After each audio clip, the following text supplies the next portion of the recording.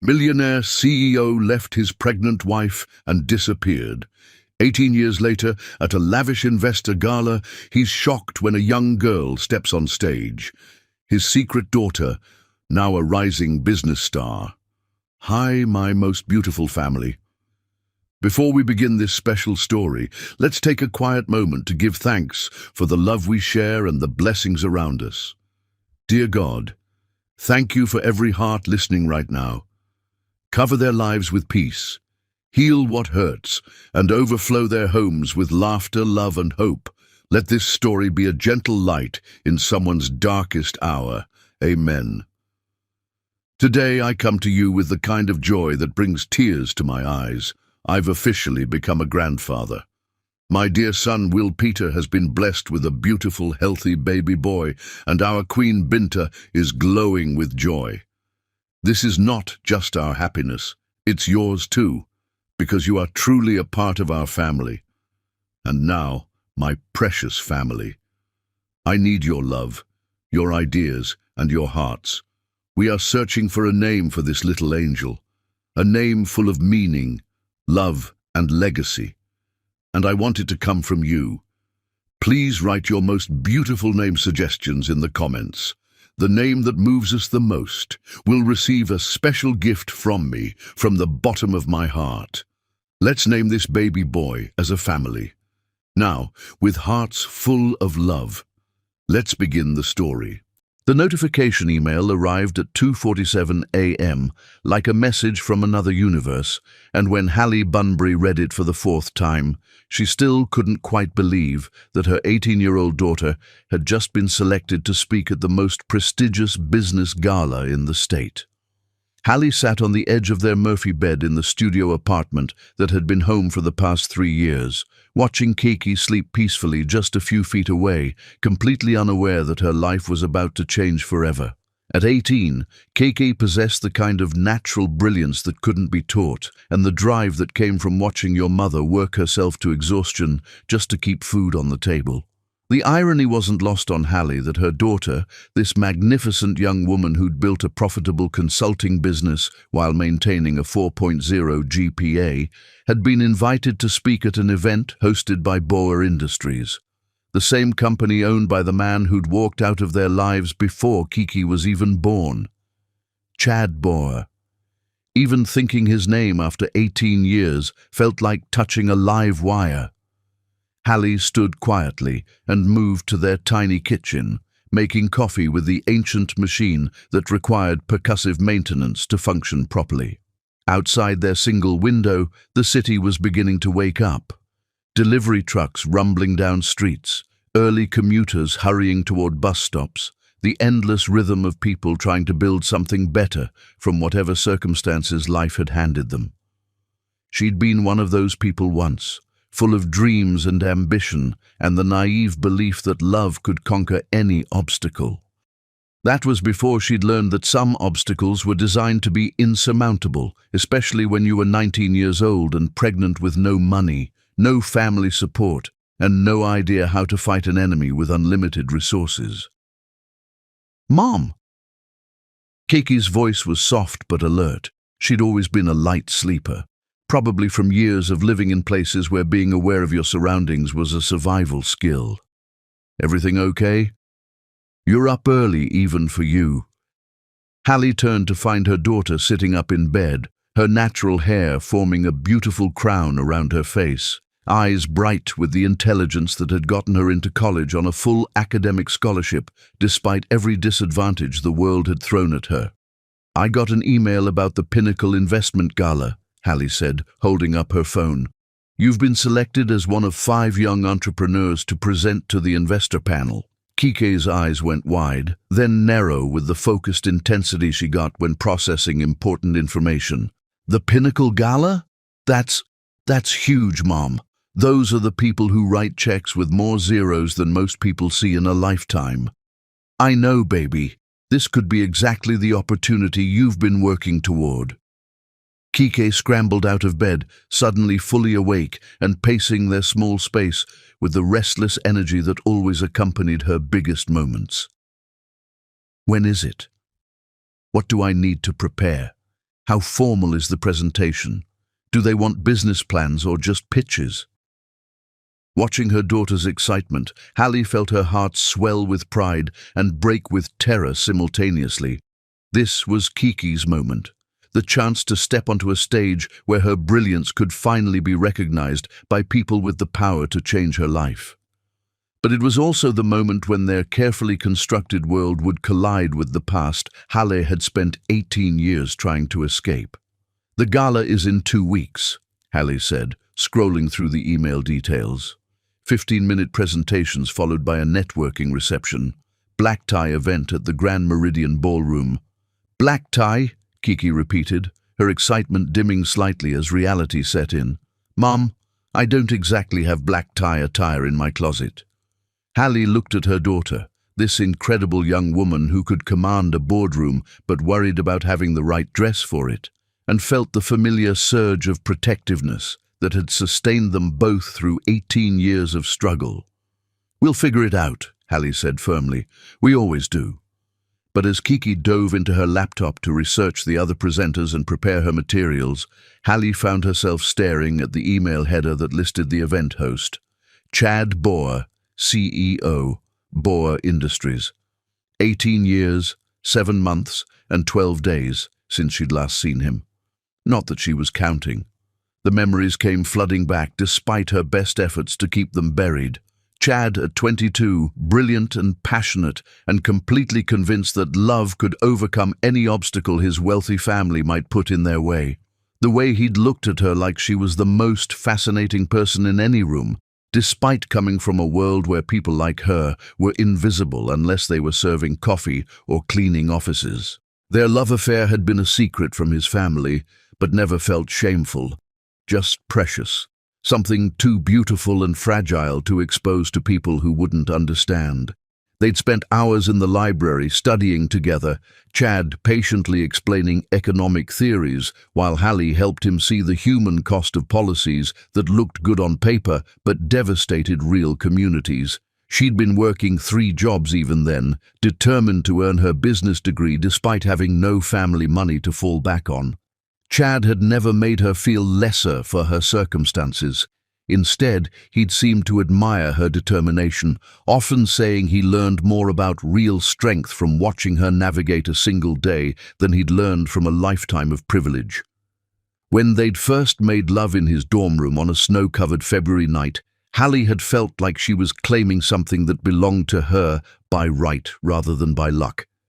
Chad had been gentle and reverent, treating her body like something sacred, whispering promises about their future that had made her believe in fairy tales. "I'm going to marry you someday, Hallie Bunbury," he'd said afterward, tracing patterns on her bare shoulder while snow fell outside his window. "I'm going to spend the rest of my life making sure you never have to work 3 jobs just to survive." For 8 months, she'd believed him. For 8 months, they'd been planning a future that seemed as inevitable as sunrise, graduation, his entry into the family business on his own terms, their wedding, the children they'd raised to be conscious of their privilege and committed to using it for good. Then she'd missed her period. The pregnancy test had shown positive on a Tuesday morning in March, just weeks before graduation. Hallie had stared at the little plus sign and felt terror and joy warring in her chest. They'd been careful, but not careful enough, and now their carefully planned future had been accelerated in ways that would test everything they thought they knew about love and commitment. She'd planned to tell Chad that evening after his economics final, had practiced the words a dozen different ways, imagining his face when she shared the news that would change both their lives forever. But she'd never gotten the chance. She'd woken up Thursday morning to find Chad gone. Not just absent from her bed, gone. His dorm room cleared out, his phone disconnected, his social media accounts deleted as if he'd never existed. The only trace he'd left behind was a note that said simply, "I'm sorry. My family has obligations I can't escape. Please forget me and build a beautiful life." 3 days later, men in expensive suits had appeared at her dorm room, lawyers representing the Borger family. They'd explained with cold professionalism. Their message had been simple and devastating. Chad was gone permanently. Any further contact would be considered harassment, and any claims regarding pregnancy or paternity would be met with legal action that would destroy whatever future she might hope to build. They'd known. Somehow, they'd known about the baby before she'd even had a chance to tell Chad. 19 years old, pregnant, and abandoned, Hallie had made the hardest decision of her life. She'd transferred her credits to a state school she could afford, moved back to her hometown, and disappeared into the anonymity of working-class life where millionaire families couldn't find her, even if they'd bothered to look. She'd raised Kike alone, working whatever jobs would pay the bills while pursuing her degree part-time. It had taken 6 years to graduate, but she'd done it, walking across the stage with her 2-year-old daughter clapping in the audience, both of them dressed in clothes from thrift stores, but radiating pride that no amount of money could buy. "Mom, you're staring into space again," Keke said, looking up from her laptop with concern.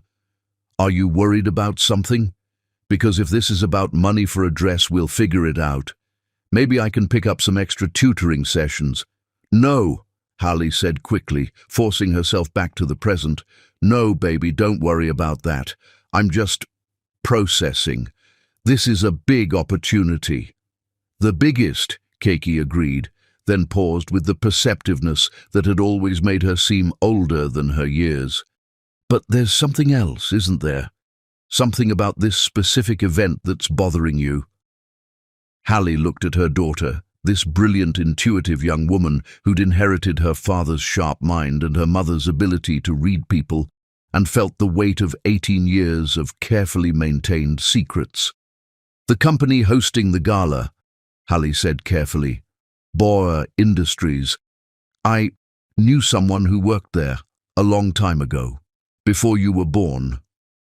It wasn't a lie, technically.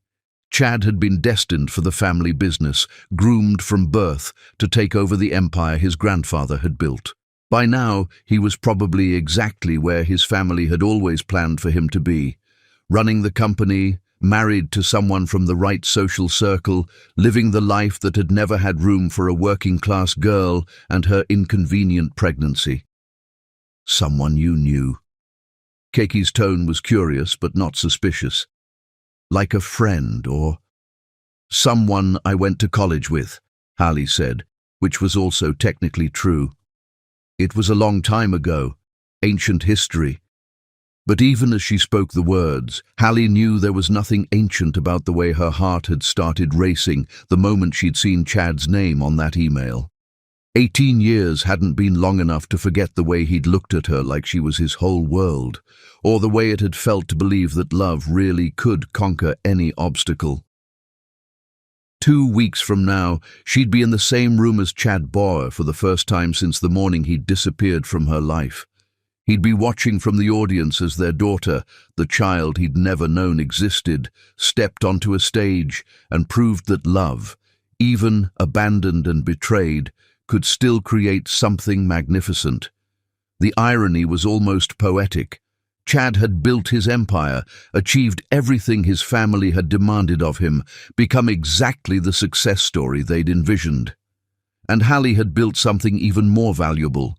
She'd raised a daughter who would soon command the attention of everyone in that ballroom, including the father who'd never known she existed. "I'm proud of you, baby," Hallie said, crossing to where Kike sat surrounded by business plans and market projections. "Whatever happens at this gala, whatever opportunities come or don't come, I want you to know that you've already accomplished something extraordinary. You've built success on your own terms, with your own mind and your own determination." "We built it," Kiki corrected, looking up at her mother with eyes that held depths of understanding far beyond her 18 years. "Everything I am, everything I've accomplished, it's because you sacrificed everything to give me the foundation to succeed. This opportunity, this moment, it belongs to both of us." As they spent the rest of the morning planning Keiki's presentation and researching the other entrepreneurs who'd be speaking, Hallie tried to focus on her daughter's excitement rather than her own growing anxiety. But she couldn't shake the feeling that their carefully constructed life was about to be upended in ways she couldn't predict or control. In 2 weeks, the past would finally catch up with the present.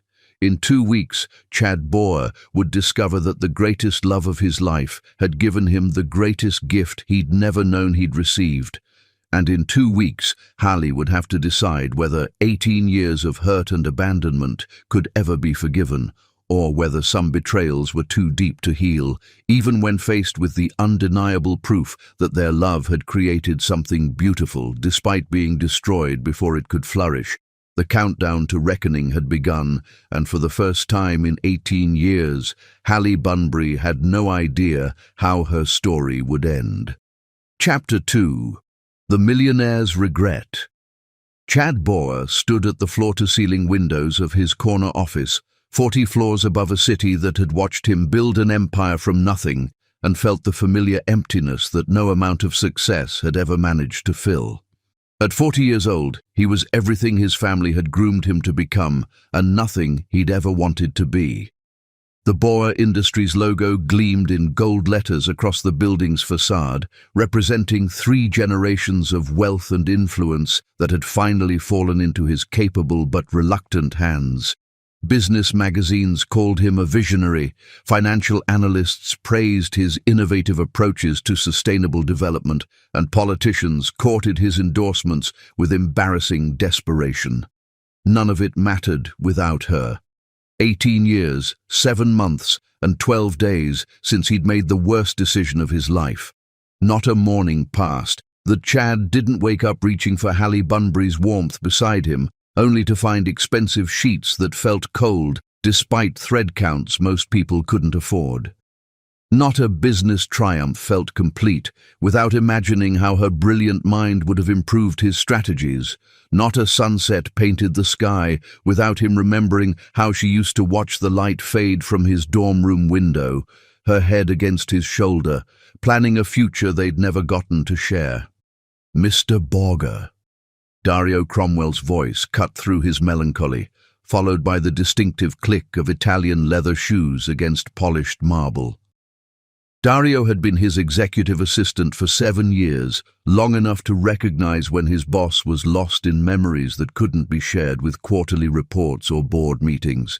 The final details for the Pinnacle Gala, Dario continued, approaching with a leather portfolio that contained the culmination of months of planning.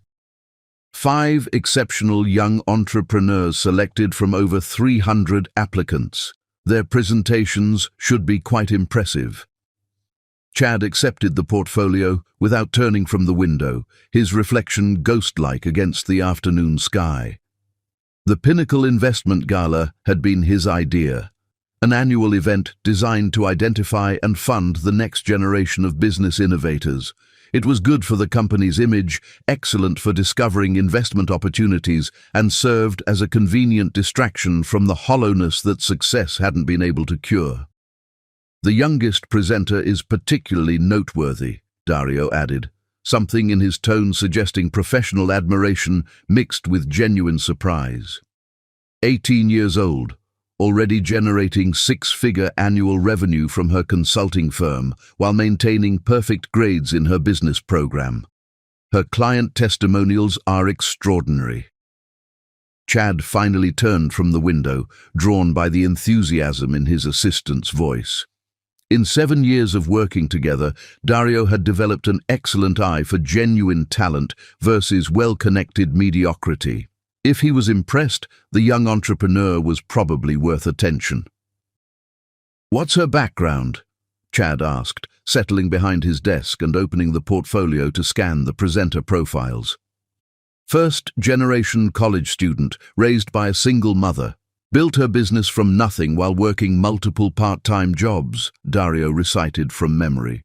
Her approach to community-focused consulting has attracted clients from non-profit organizations to mid-sized corporations.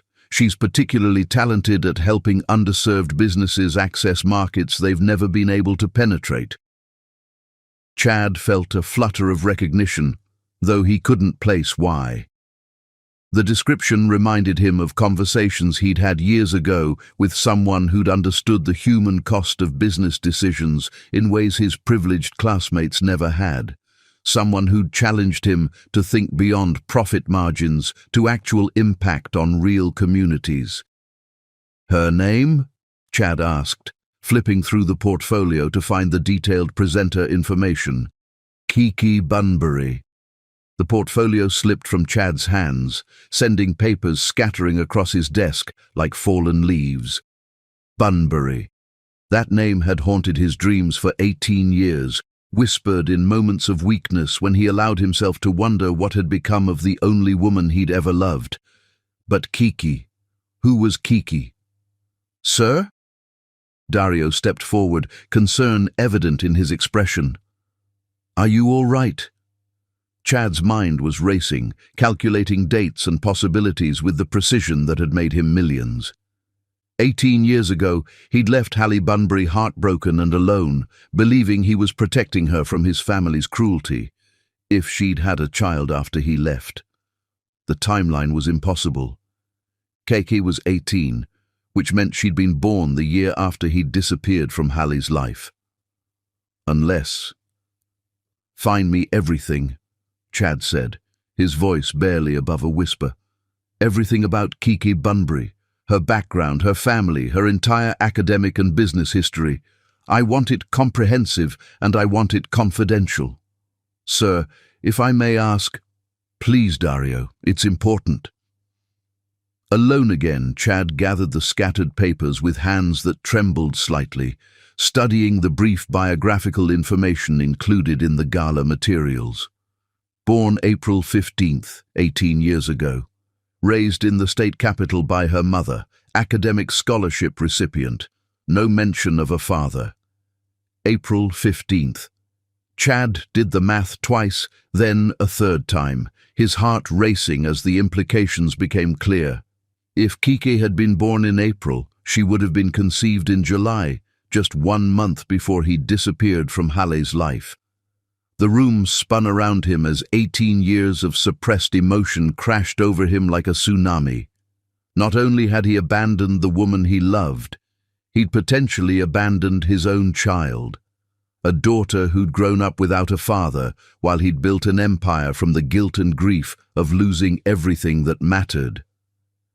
Chad's phone buzzed with a text from his current fiancée, Amara St. James, reminding him about dinner with her parents that evening. The engagement had been announced 6 months ago, a merger of two powerful families that made perfect sense on paper and felt like wearing someone else's clothes. Amara was beautiful, accomplished, and utterly lacking in anything that resembled the fire that had made him fall in love with Hallie. He deleted the text, without responding.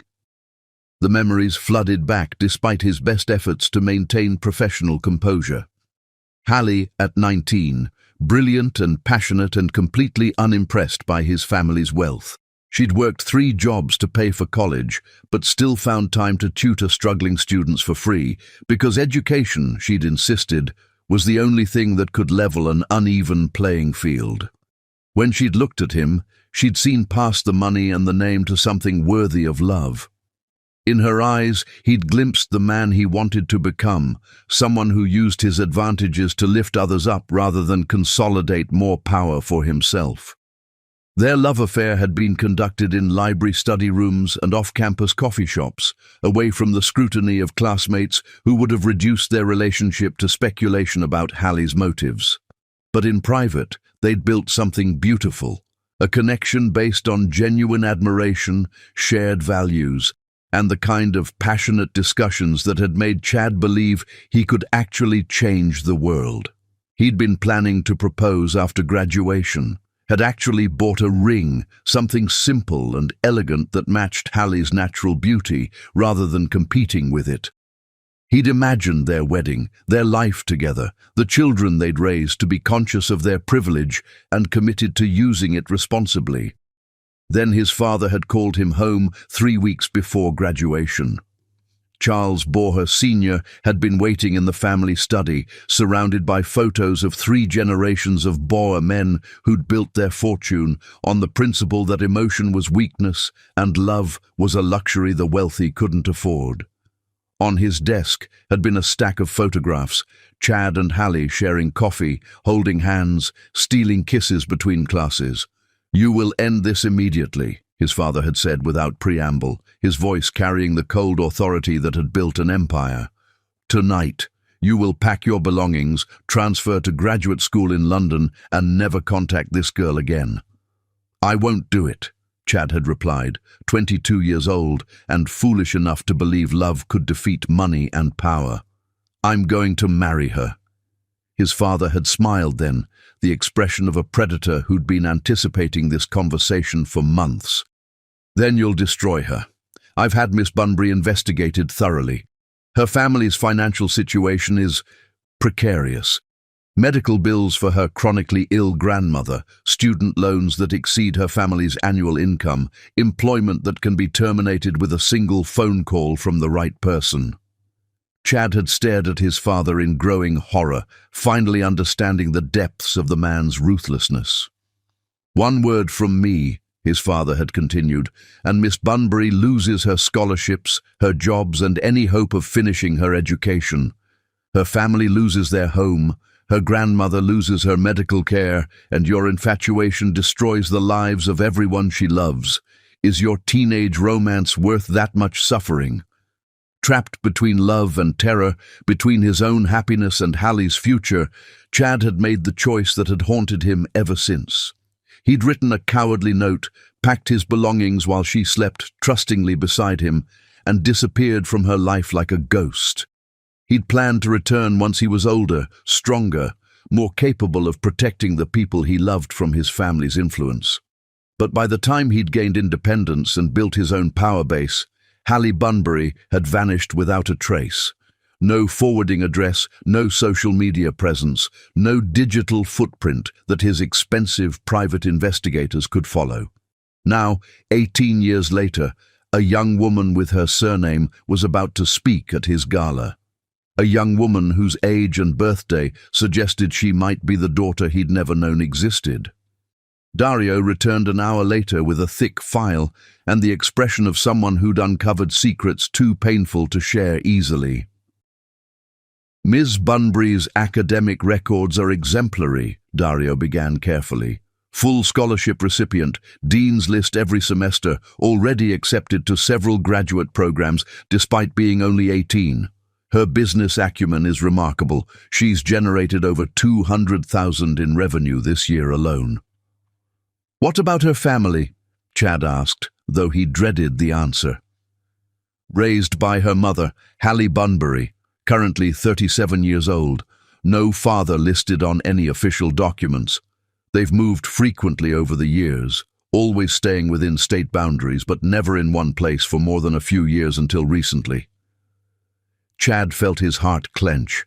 Hallie had been running, staying one step ahead of anyone who might try to find them. She'd spent 18 years protecting their daughter from the very family that had torn them apart. "Ms. Bunbury, the mother, works multiple jobs," Dario continued. "Currently employed at Morrison's Diner, Crystal Clear Cleaning Services, and as a tutor through the adult education program. Financial records suggest they live paycheck to paycheck despite the daughter's business success." The guilt hit Chad like a physical blow. While he'd been building his empire and enjoying the privileges of wealth, the woman he'd loved had been working herself to exhaustion to provide for their child. Every sacrifice Hallie had made, every struggle they'd endured could have been avoided if he'd been brave enough to fight his father 18 years ago. "There's more," Dario said quietly.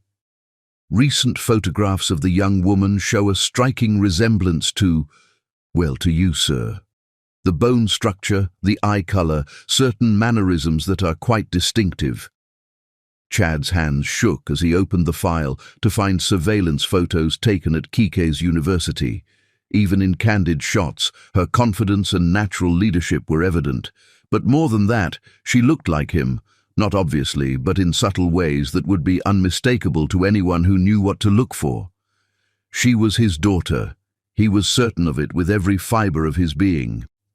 "Sir," Dario said carefully, "what would you like me to do with this information?" Chad stared at the photographs of the daughter he'd never known existed, feeling 18 years of suppressed grief and love threatening to overwhelm him completely. In 2 weeks, she would stand on his stage and speak to his investors about her business success, completely unaware that her father would be watching from the audience. "Nothing," Chad said finally. "We do nothing. We let her have her moment, and we watch her succeed on her own merits." "And afterward?" Chad looked out the window at the city below, thinking of a 19-year-old girl who'd trusted him with her heart and received abandonment in return. Thinking of a daughter who'd grown up believing her father hadn't wanted her, when the truth was that he'd loved her mother too much to stay and too little to fight. "Afterward," Chad said quietly, "I figure out how to earn the right to be part of their lives again." For the first time in 18 years, Chad Boer felt something more powerful than regret coursing through his veins. He felt hope, terrifying and magnificent, that love might be strong enough to bridge even the chasm he'd created with his cowardice. In 2 weeks, he would see Hallie again. In 2 weeks, he would meet the daughter who carried his DNA, but had been shaped entirely by her mother's strength. In 2 weeks, he would discover whether some mistakes were too big to forgive or whether family could be rebuilt from the ashes of old betrayals. The countdown to the most important moment of his life had begun. Chapter 3. Preparing for Battle. 2 weeks had never felt so long or so short simultaneously, and as Hallie Bunbury stood in the thrift store changing room, holding up a black dress that might, with significant alterations, be appropriate for the most important night of her daughter's life, she wondered if she was making the biggest mistake of her past 18 years. The dress was beautiful in a timeless way, classic lines that wouldn't embarrass Keke in a room full of millionaires, but it would require work to fit properly. Hallie had become skilled at alterations over the years, transforming second-hand finds into something that looked intentional rather than desperate. Tonight's outfit for herself was less important than making sure Keke had everything she needed to command that stage with confidence. "Mom, did you find anything?" Keke called from the next changing room, her voice slightly muffled by fabric. "Maybe," Hallie replied, studying her reflection critically. At 37, she still turned heads when she walked into a room, but 18 years of working multiple jobs had left their mark. Fine lines around her eyes, from squinting under fluorescent lights, hands that were strong but showed the wear of physical labor, a wariness in her posture that came from never quite feeling safe or settled. Still, she cleaned up well, and for one night, one crucial night, she needed to look like she belonged in Chad Boer's world, even if every instinct screamed that she was an imposter who would be exposed the moment she opened her mouth. "I think I found something perfect," Keke said, emerging from her changing room in a simple black dress that transformed her from college student to sophisticated young professional. The dress was elegant without being flashy, age-appropriate but authoritative, exactly what a rising entrepreneur should wear to address a room full of potential investors. Hallie felt tears prick her eyes as she looked at her daughter. "Baby, you look incredible, professional and confident, and absolutely beautiful." "You think so?" Keke turned to examine herself in the store's three-way mirror, and Hallie saw the same blend of excitement and nervousness that had characterized all of Keke's major milestones. "I want them to take me seriously, not see me as some kid playing dress-up in the adult world. Anyone who doesn't take you seriously after hearing you speak for 5 minutes is an idiot who doesn't deserve your time or attention," Hallie said firmly. "You've earned this opportunity through your own merit, your own hard work, your own brilliant mind. Don't let anyone make you feel otherwise." As they paid for their dresses, Carefully budgeted purchases that would require eating ramen for the next 2 weeks, but were absolutely worth it. Hallie tried to ignore the growing anxiety that had been building since the moment she'd seen Chad's name on that email. 18 years was a long time. He might not even recognize her. He certainly wouldn't expect to see her at his gala, and even if he did spot her in the crowd, there was no reason to think he'd make any connection to Kiki. After all, he had no idea she'd been pregnant when he left. But as they rode the bus home, Kiki, chattering excitedly about her presentation strategy and the research she'd done on the other speakers, Hallie couldn't shake the feeling that they were walking into a trap she couldn't see coming. "Have you thought about what you'll do if this goes really well?" Hallie asked as they climbed the stairs to their fourth-floor apartment. "If you get investors interested, if opportunities start opening up that might change everything." Kiki paused at their door, key in hand, and gave her mother a look that was both mature beyond her years and still heartbreakingly young. "You mean, have I thought about leaving you behind when I get successful?" "That's not what I meant." "Yes, it is," Keke said gently, pushing open their door and leading them into the small space that had been home for the past 3 years. "Mom, you've spent my entire life sacrificing your own dreams so I could chase mine. But success isn't worth having if it means abandoning the person who made it possible." Hallie sank onto their second-hand couch, overwhelmed by the fierce loyalty in her daughter's voice. "Baby, I don't want to hold you back. If opportunities come up that require you to move or travel or—" "Then we'll figure it out together," Kiki said firmly, settling beside her mother, "the way we always have. I'm not going anywhere without you, Mom. You're my family, my anchor, my best friend. Whatever comes next, we face it together." The words should have been comforting, but instead they made Hallie's anxiety spike even higher. Because in less than a week they would be walking into a room where Chad Borer would see Kiki for the first time. And if he noticed the resemblance, if he started asking questions, if he put together the timeline, their carefully constructed life could fall apart in an instant. "There's something I need to tell you," Hallie said suddenly, then immediately regretted the impulse. But Keke was looking at her with such trust, such complete faith, that her mother would always protect her, and the weight of 18 years of secrets felt suddenly unbearable. "What is it?" Keke asked, concern creeping into her voice.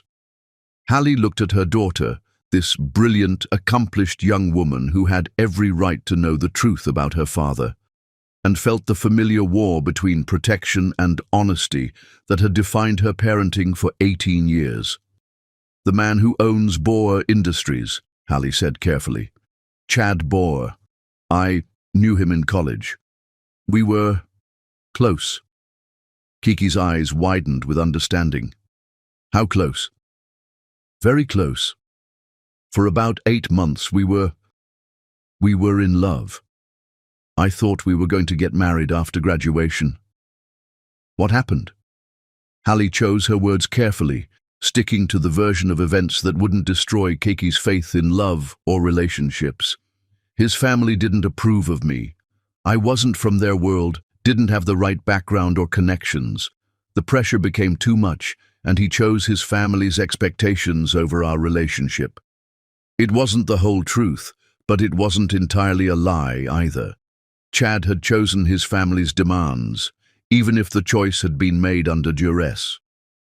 So when you see him at the gala," Kiki said slowly, processing the implications. "It might be awkward," Hallie admitted, "seeing someone who broke your heart, especially in a setting where he has all the power and success. But I won't let that interfere with your moment. This is about you, about your achievements, about your future." Kiki was quiet for a long moment, her brilliant mind working through details and possibilities that Hallie couldn't predict. "Do you think he'll recognize you?" Kiki asked finally. "Maybe. Probably. But it was 18 years ago, and we're both very different people now. Whatever history we had, it's ancient and irrelevant to why we'll be there." Another lie, or at least a massive understatement. But Keiki seemed to accept it, nodding thoughtfully before returning to her laptop and the presentation she'd been perfecting for 2 weeks. Meanwhile, 20 miles across the city, Chad Boer sat in his penthouse office, staring at surveillance photos of his potential daughter, wrestling with his own impossible decisions. He'd spent the past 2 weeks having Kiki's background investigated as thoroughly as possible without crossing legal or ethical lines. Every piece of information confirmed what his heart already knew. This brilliant young woman was his child, raised by the woman he'd never stopped loving, shaped by struggles he should have helped shoulder. The temptation to reach out was overwhelming. To call Hallie, to arrange a meeting, to try to explain 18 years of absence and regret. But every scenario he imagined ended in disaster. Hallie hanging up on him, Keiki rejecting him before he had a chance to prove he'd changed. The media turning their reunion into a spectacle that would overshadow Keiki's achievements. Better to wait. Better to let Keiki have her moment at the gala, to see her succeed on her own terms, and then, maybe, find a way to slowly, carefully, become part of their lives again. "Sir?" Dario appeared in his doorway with the expression he wore when delivering news that might be unwelcome. "Ms. St. James is here to see you. She says it's about the final arrangements for Saturday's gala." Chad suppressed a sigh. Amara had been increasingly demanding about their relationship lately, probably sensing his emotional distance and trying to force a deeper connection that simply didn't exist. The last thing he needed was to navigate her expectations while his mind was consumed with thoughts of seeing Hallie again. "Send her in," Chad said, quickly closing the file on his desk and trying to summon the energy to play the role of devoted fiancé. Amara Street James swept into his office like she owned it, her designer dress and perfect makeup creating an image of controlled elegance that photographed beautifully for society pages but felt cold in person. She was everything his family had wanted for him, beautiful, connected, ambitious in ways that complemented rather than competed with his own success. She was also everything that Hallie wasn't, which had probably been the point when his father had orchestrated their introduction 5 years ago. "Darling," Amara said, crossing to kiss his cheek with the careful precision of someone who never wanted to disturb her lipstick. "I wanted to discuss the seating arrangements for Saturday. I think it would be best if I'm positioned prominently enough for the photographers to capture us together during the presentations." "The gala isn't about us," Chad said, his patience already wearing thin. "It's about showcasing young entrepreneurs and connecting them with potential investors." "Of course," Amara agreed smoothly. "But it's also an opportunity to reinforce our partnership, both personal and professional. My family's foundation is contributing significantly to the evening's success." Chad nodded absently, his mind already drifting back to the question that had consumed him for 2 weeks. What would he say to Hallie when he saw her? How do you apologize for 18 years of absence? How do you explain choices that seemed impossible to defend, even to yourself? "You seem distracted," Amara observed, settling into the chair across from his desk with predatory grace. "Is there something about the gala that's concerning you?" "Just the usual pre-event logistics," Chad lied, focusing on her face with effort.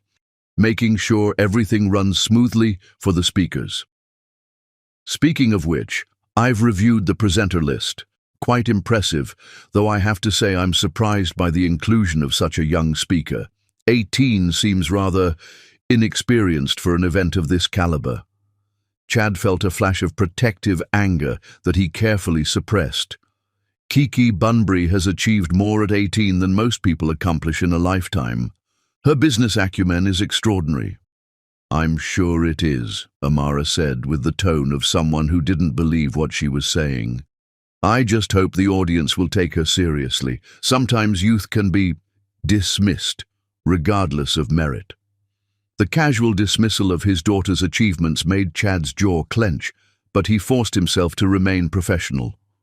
"I have complete confidence in all of our speakers." The selection committee chose them based on accomplishment, not age. As Amara continued discussing logistics and social positioning, Chad found himself counting down the hours until Saturday night. 72 hours until he would see Hallie again. 72 hours until he would watch his daughter command a room full of powerful people who would have no choice but to recognize her brilliance. 72 hours until he discovered whether love could survive 18 years of silence or whether some betrayals were too deep to forgive. The countdown to the most important night of his life had begun, and Chad Boer had never felt more terrified or more hopeful about what the future might hold.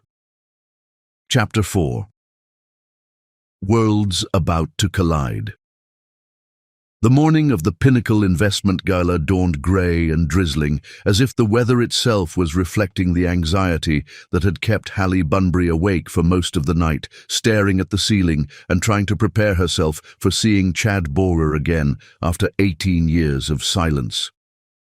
She stood at their apartment's single window, watching early commuters hurry through the rain with umbrellas and purpose, everyone heading toward their own version of an important day. None of them knew that in a few hours her carefully constructed world might collapse completely, depending on whether the man who'd abandoned her could do basic math and recognize the implications of their daughter's age. "Mom, you're doing that thing again," Keiki said from the kitchen, where she was making coffee with their temperamental machine. "That staring into space thing you've been doing all week. Are you okay?" Hallie turned to find her daughter watching her with concern, already dressed in jeans and a sweater, but radiating the kind of nervous energy that preceded all of Kiki's biggest moments. At 18, she possessed the rare combination of youthful enthusiasm and mature confidence that made her magnetic to everyone she met. "Just thinking about tonight," Hallie said, which was true enough. "Making sure we haven't forgotten anything important. I've got my presentation memorized, my backup slides loaded on 3 different devices, and my business cards printed on the good paper," Kiki said, ticking off items on her mental checklist. "What else could we possibly need?" "Courage," Hallie thought. "The strength to face the past without letting it destroy the future we've built." "You're going to be incredible tonight," Hallie said instead, crossing to the kitchen to accept the coffee Kiki offered. "Those investors have no idea what's about to hit them." "I hope so. This could change everything for us, Mom. If even one of them decides to take a chance on my business." Keke's voice trailed off, but her eyes were bright with possibilities that extended far beyond their current circumstances. Hallie felt the familiar flutter of pride mixed with terror that had defined her parenting for 18 years. She wanted Kiki to succeed beyond her wildest dreams, but success brought visibility, and visibility brought questions that Hallie wasn't sure she was ready to answer.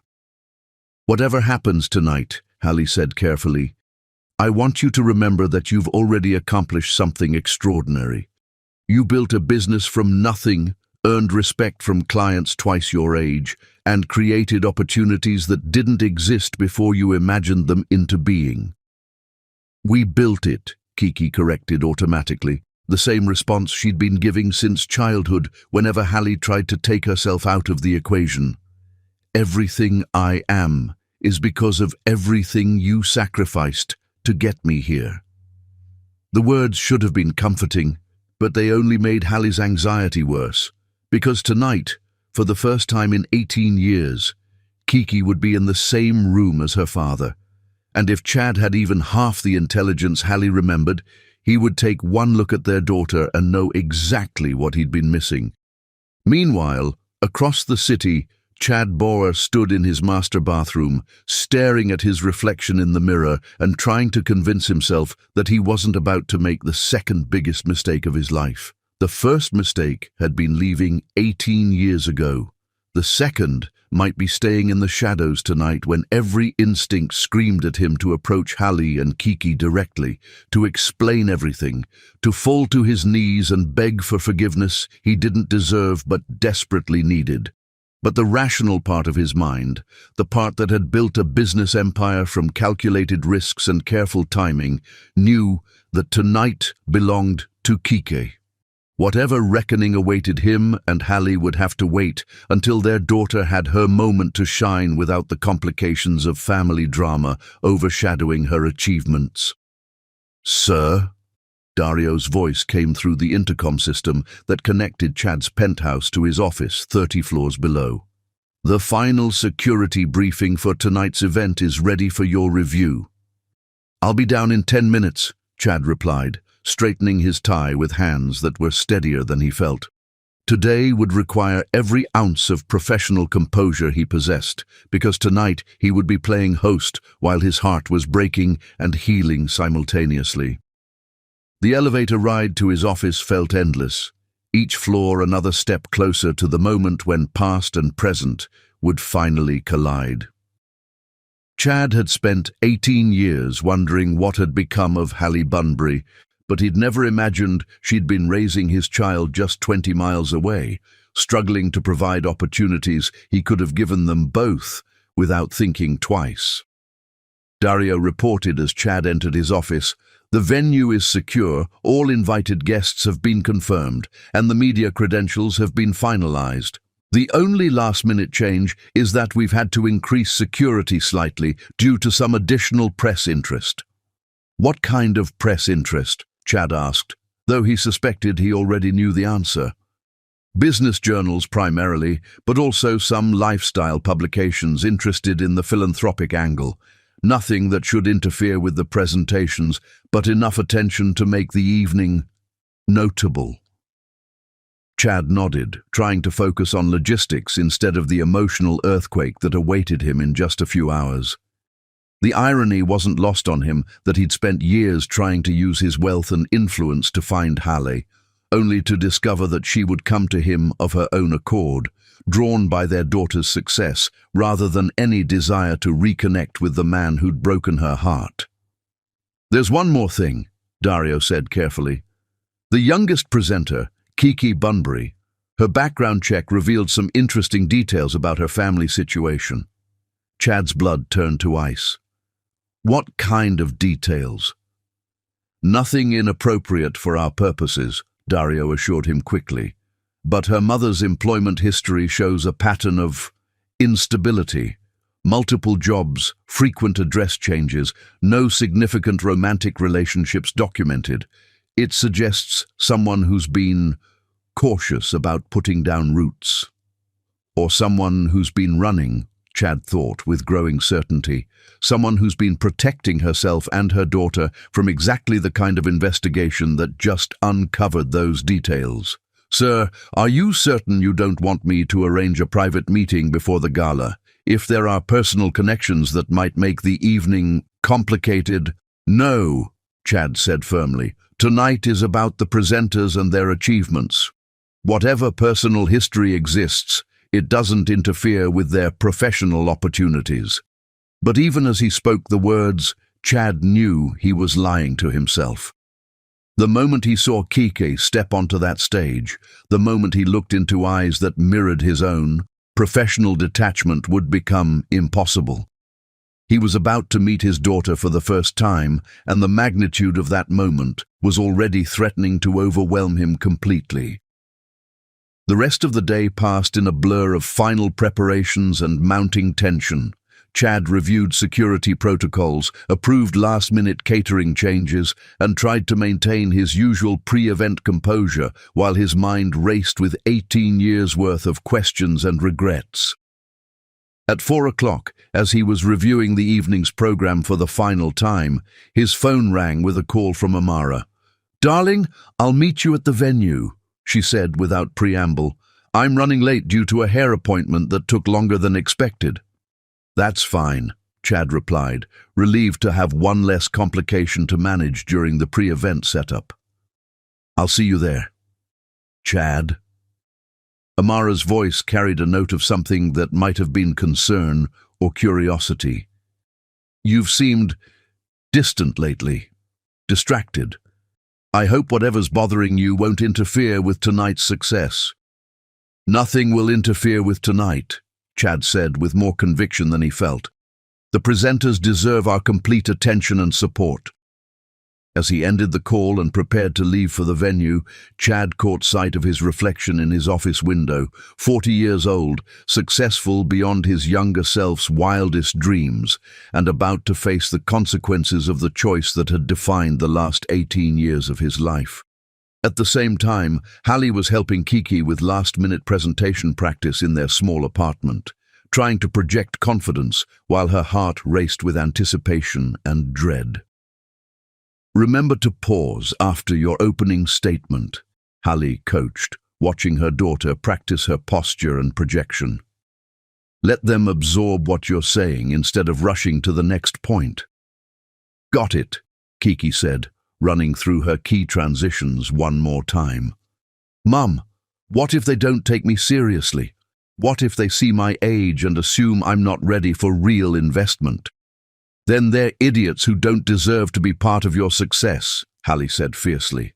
But that won't happen, because you're going to walk into that room like you own it, speak with the authority that comes from real accomplishment, and remind everyone present that brilliance doesn't have an expiration date.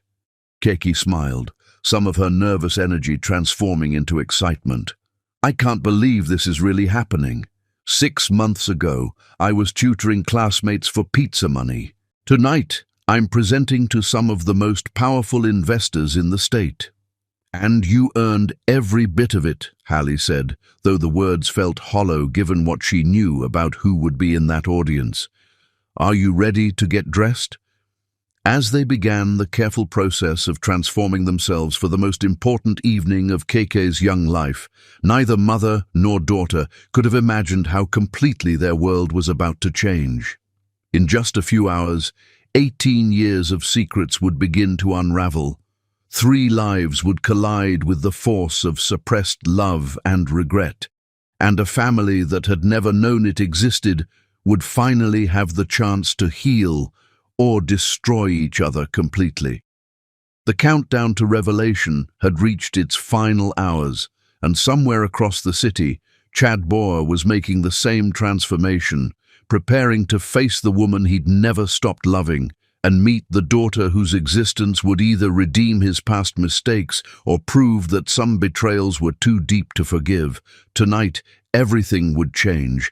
The only question was whether any of them would survive the transformation. Chapter 5.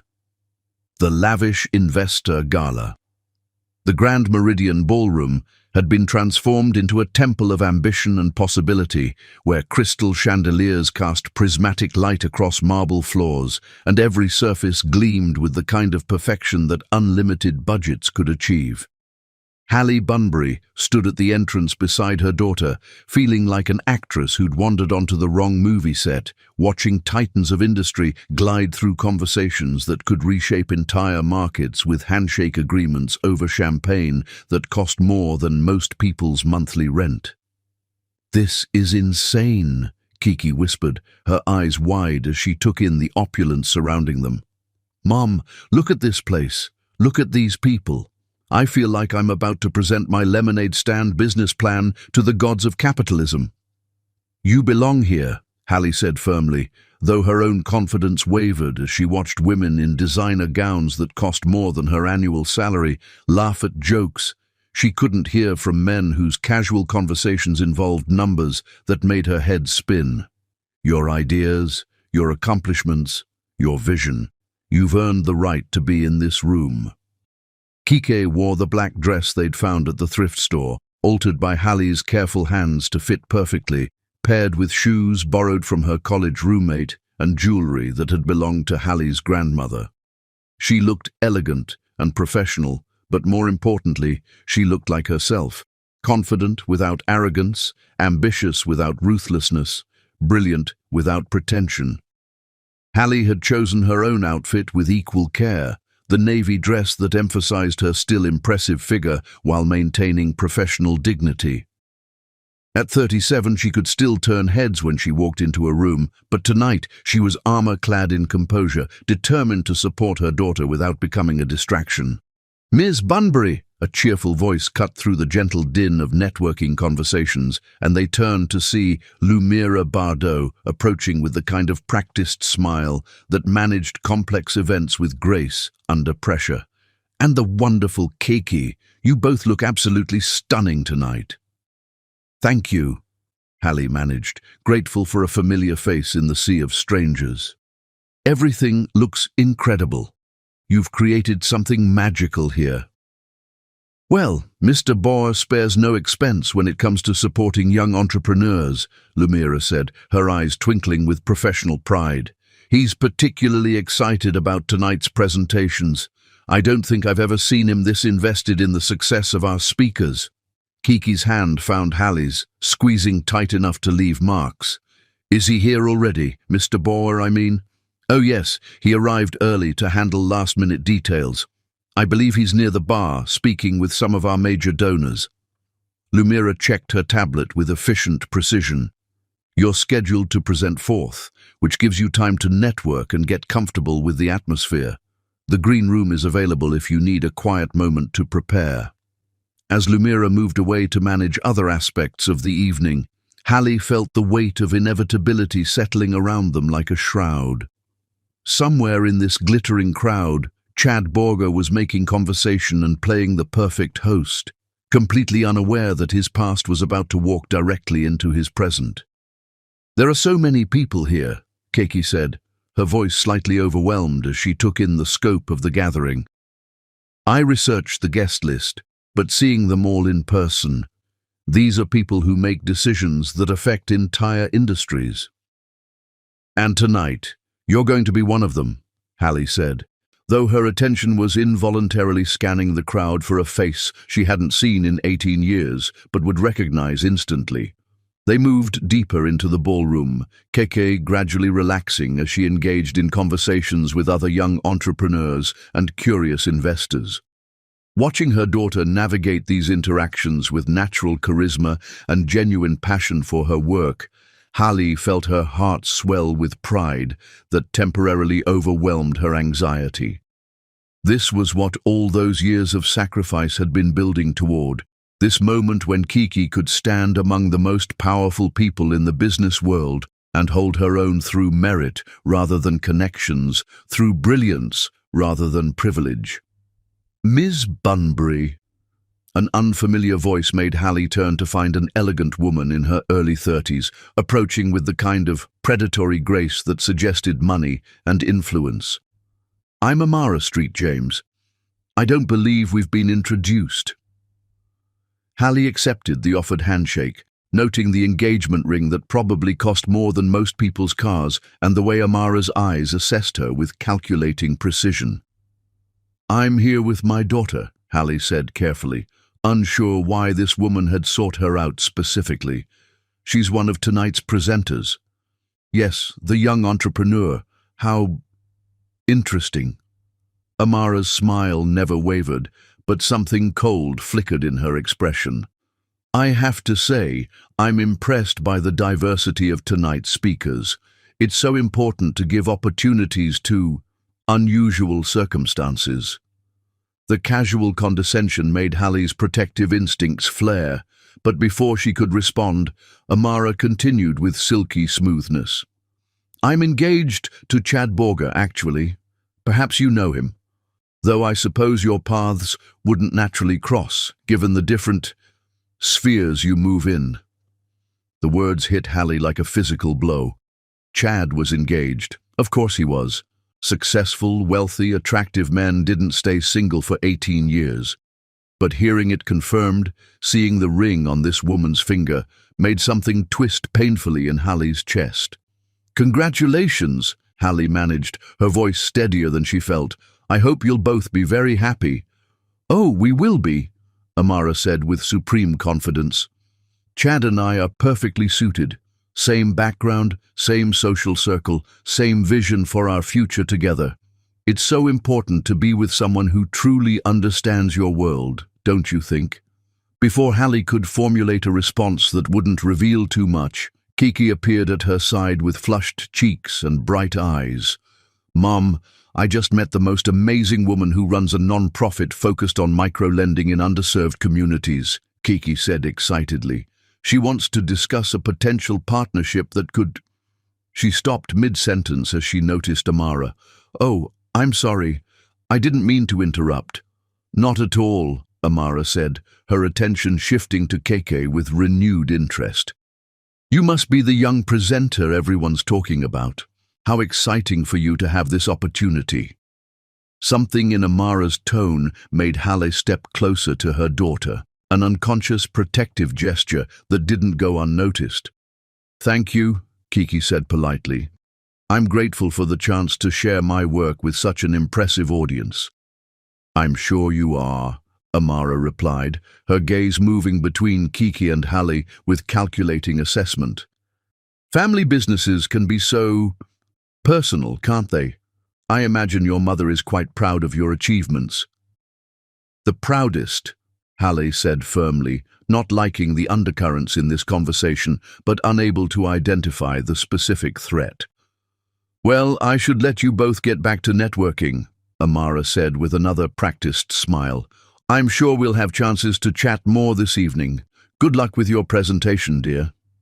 As Amara glided away toward a group of older women who welcomed her with air kisses and conspiratorial whispers, Kiki turned to her mother with a puzzled expression. That was weird, right? She seemed friendly, but something felt off.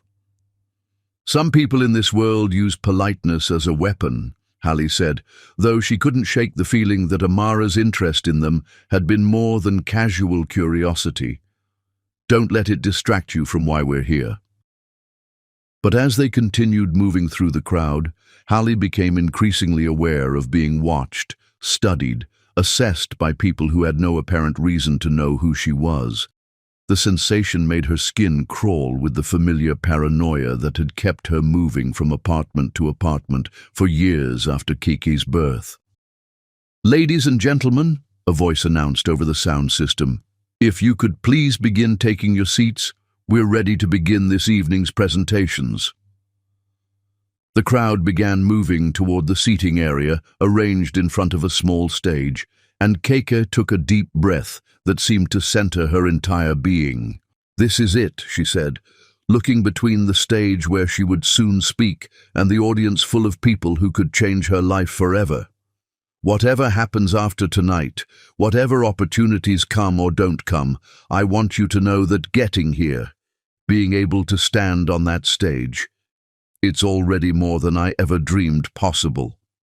"I'm so proud of you," Halle said, pulling her daughter close for a quick hug. "Not just for tonight, but for everything you've accomplished, everything you've overcome, everything you are." As Kiki moved toward the backstage area to prepare for her presentation, Halle found a seat in the middle section of the ballroom, close enough to see her daughter clearly, but far enough back to hopefully avoid drawing attention to herself. But as the lights dimmed and the evening's program began, Halle realized that anonymity was impossible in a room where she was probably the only person who didn't belong to the world of wealth and privilege that surrounded her. Somewhere in this audience, Chad Bauer was watching the same stage where his daughter would soon appear, completely unaware that the most important moment of his life was about to unfold in front of 500 strangers. The first 3 presentations were impressive, young entrepreneurs with innovative ideas and polished delivery, each one building anticipation for what would come next. But Halle barely heard them, her attention divided between watching for Chad in the crowd and preparing herself emotionally for what would happen when Kiki took the stage. "Our final presenter this evening," the MC announced, "represents the kind of innovative thinking and social consciousness that defines the next generation of business leaders. Please welcome Kiki Bunbury, founder and CEO of Bunbury Consulting." The spotlight hit the stage, and Halle's heart stopped as her daughter emerged from the wings, poised and confident and absolutely radiant in the moment she'd been working toward her entire young life. Somewhere in the audience, a man gasped audibly as if he'd been punched in the stomach, but Halle was too focused on Kiki to identify the source of the sound. She had no idea that 20 rows behind her, Chad Bauer had just looked into the face of his daughter for the first time and felt his entire world shift on its axis. Chapter 6. Recognition and Shock. Chad Bauer had attended hundreds of business presentations over his career, but nothing had prepared him for the moment when Kiki Bunbury stepped into the spotlight and his entire world exploded into fragments. Time stopped. Every sound in the ballroom faded to white noise as Chad stared at the young woman on the stage, his heart hammering against his ribs with a force that made breathing impossible. She moved with his own unconscious confidence, the tilt of her head that was pure Hallie, the intelligent eyes that were unmistakably his own. She was his daughter, not possibly, not probably, but absolutely and undeniably his child, standing 20 feet away from him for the first time in her life, completely unaware that her father was watching her with 18 years of suppressed love threatening to tear him apart. "Good evening," Keki began, her voice carrying clearly through the ballroom's perfect acoustics. "My name is Keki Bunbury, and I want to tell you about the difference between surviving and building something that lasts." Chad gripped the arms of his chair so tightly his knuckles went white. This was his daughter, brilliant and poised and magnificent, and he'd missed 18 years of her life. First steps and first words and every moment that mattered, all because he'd been too young and weak to fight for the family he'd unknowingly been abandoning. "I grew up watching my mother work 3 jobs, Kiki continued, and Chad felt each word like a physical blow.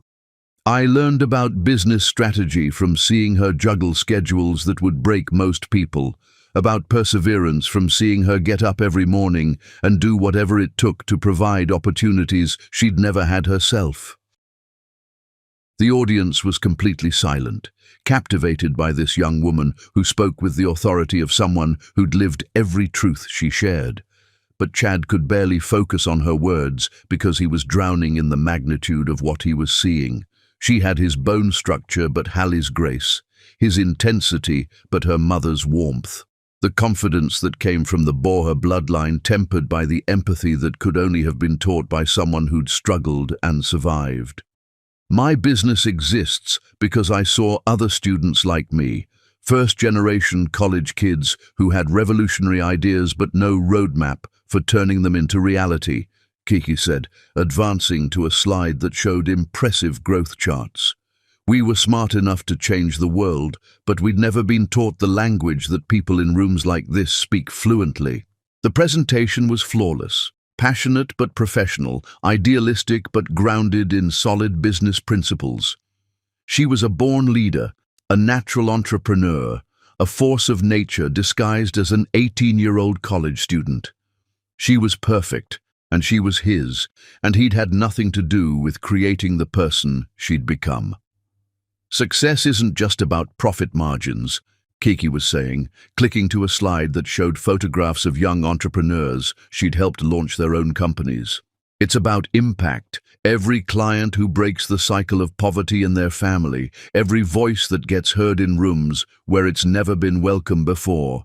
Chad found himself nodding unconsciously, recognizing his own evolving philosophy about corporate responsibility reflected in his daughter's words. But this wasn't something she'd inherited from him. This was something Hallie had taught her. "The future of business isn't about maintaining existing power structures," Keki continued, her voice ringing with conviction. "It's about expanding those structures to include the brilliant minds we've been overlooking. It's about recognizing that the best ideas often come from people who've had to be creative just to survive." The words hit Chad like lightning because they sounded like conversations he'd had with Hallie 20 years ago. His daughter was carrying forward the same passion for justice that had made him fall in love with her mother. "I'm seeking investment partners who understand that supporting underrepresented entrepreneurs isn't charity, it's smart business," Keki said, advancing to her final slide.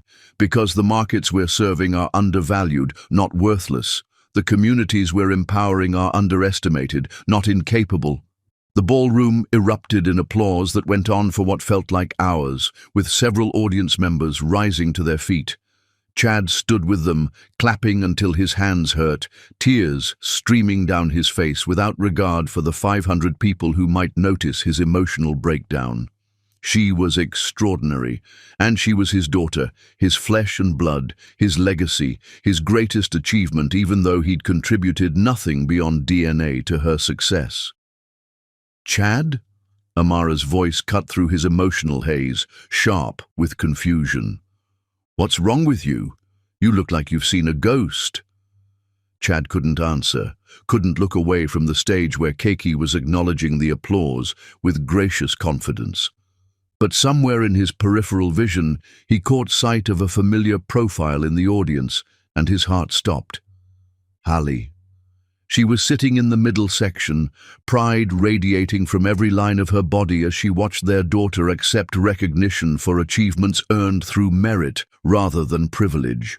At 37, she was even more beautiful than Chad remembered. She was here. They were both here, the two most important people in his world, and he was frozen in his seat like a coward. As the applause died down and Kike prepared to leave the stage, Chad felt panic rising. This moment was ending, and once it was over, they would disappear back into their lives that had no room for him. "Ladies and gentlemen," the MC announced, "please join us in the Meridian Room for our networking reception." The crowd began moving toward the adjoining space, and Chad felt the weight of decision pressing down on him. In a few minutes, he would be expected to mingle and network while his heart was breaking and healing simultaneously. "Chad, seriously, what is going on?" Amara demanded, grabbing his arm. "You look like you're about to collapse. And why were you crying during that girl's presentation?" Chad looked down at his fiancée and felt absolutely nothing. No connection, no affection, no desire to share the most important moment of his life with someone who would never understand its significance.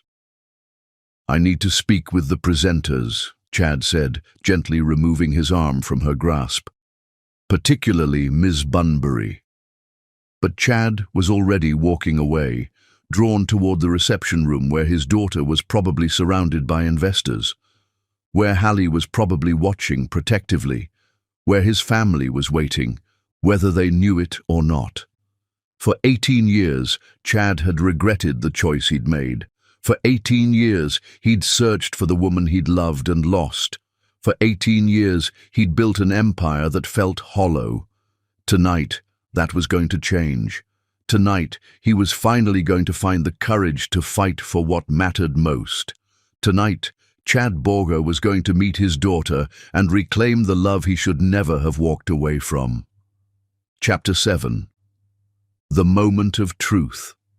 The Meridian Room buzzed with opportunity and ambition as investors surrounded the evening's presenters, but Chad Borger moved through the crowd like a man in a trance, his eyes locked on the small group gathered around his daughter. Kiki stood at the center of an animated discussion about market strategies, her confidence growing with each brilliantly fielded question. She was in her element, intellectually stimulated, professionally recognized, completely unaware that her entire world was about to shift.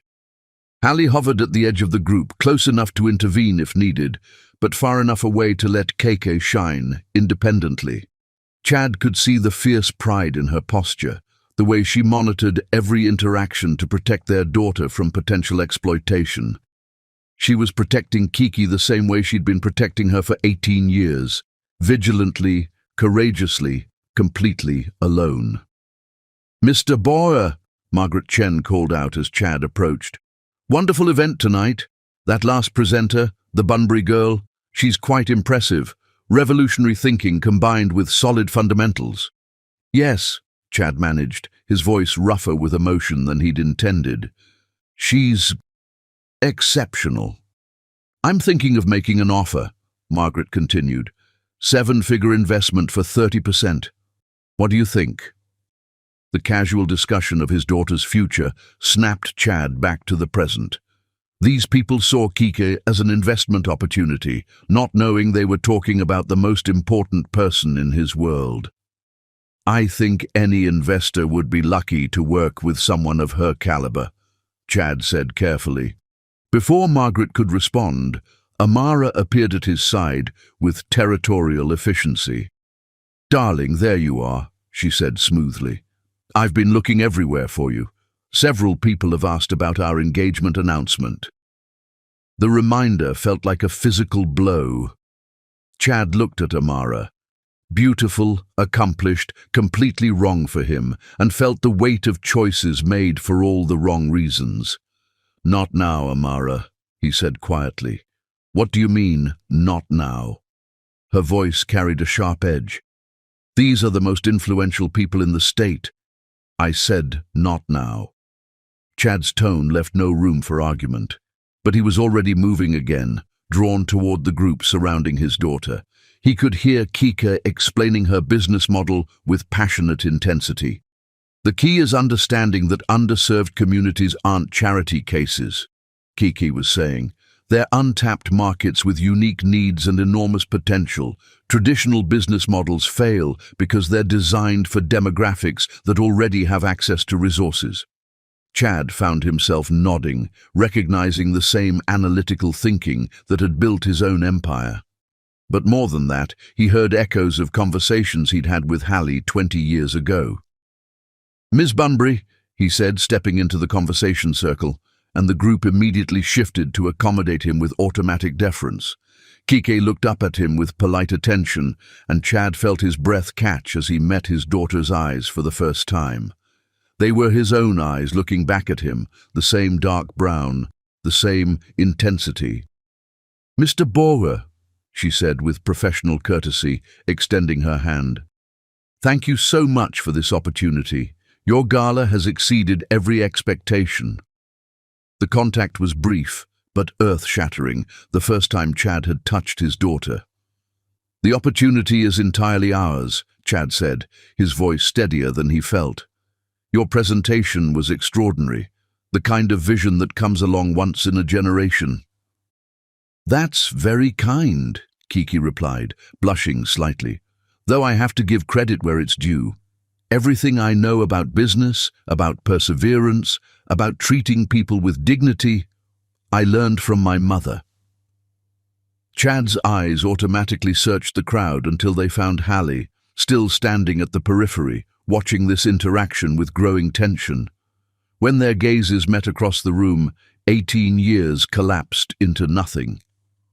"Your mother," Chad said, returning his attention to Kiki, "sounds like a remarkable woman."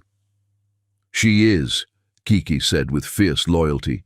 "She gave up everything for me, her own dreams, her own opportunities, sometimes even meals, so I could have what I needed. I'm going to spend the rest of my life making sure those sacrifices weren't in vain." Each word hit Chad like a hammer blow, painting a picture of struggles he should have shared, sacrifices he should have prevented. "Ms. Bunbury," he said, his voice beginning to fracture, "may I ask you something personal?" "Of course," Kiki replied, though something in his tone made her expression cautious. "How old are you?" "Exactly, I mean." The question seemed innocent, but Chad saw Hallie freeze in his peripheral vision, realizing that he was putting together pieces of a puzzle she'd hoped would remain scattered. "I'm 18, Kiki said, confused by his intensity. "I'll be 19 in April, April 15th. Chad's world tilted sideways. April 15th, exactly 37 weeks after he'd left Hallie's dorm room. Exactly the right timeline. The conversations around them faded as Chad stared at his daughter. This brilliant young woman who'd inherited his strategic mind and Hallie's compassionate heart, who'd grown up believing her father hadn't wanted her. "Sir?" Kiki's voice seemed distant. "Are you all right? You look like you've seen a ghost."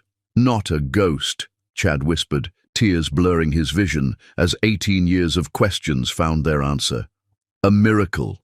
The investor group was beginning to notice his unusual behavior, whispers starting as people tried to understand why their host was having a breakdown.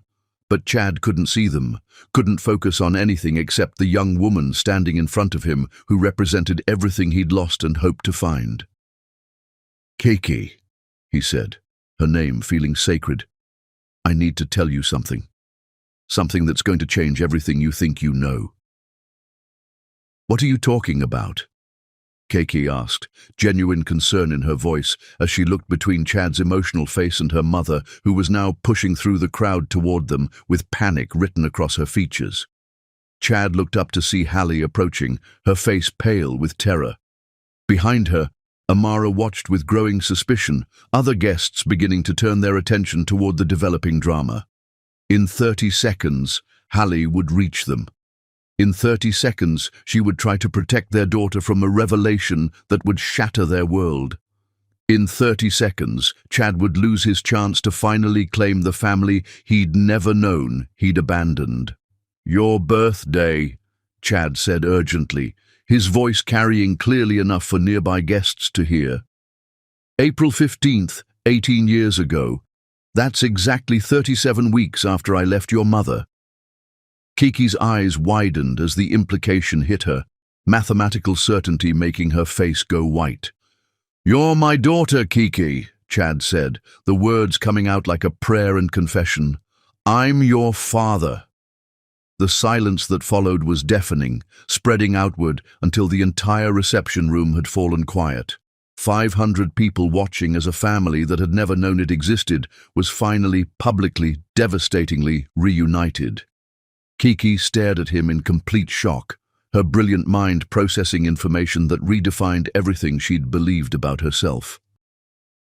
Behind her, Hallie had stopped moving, frozen like a deer in headlights.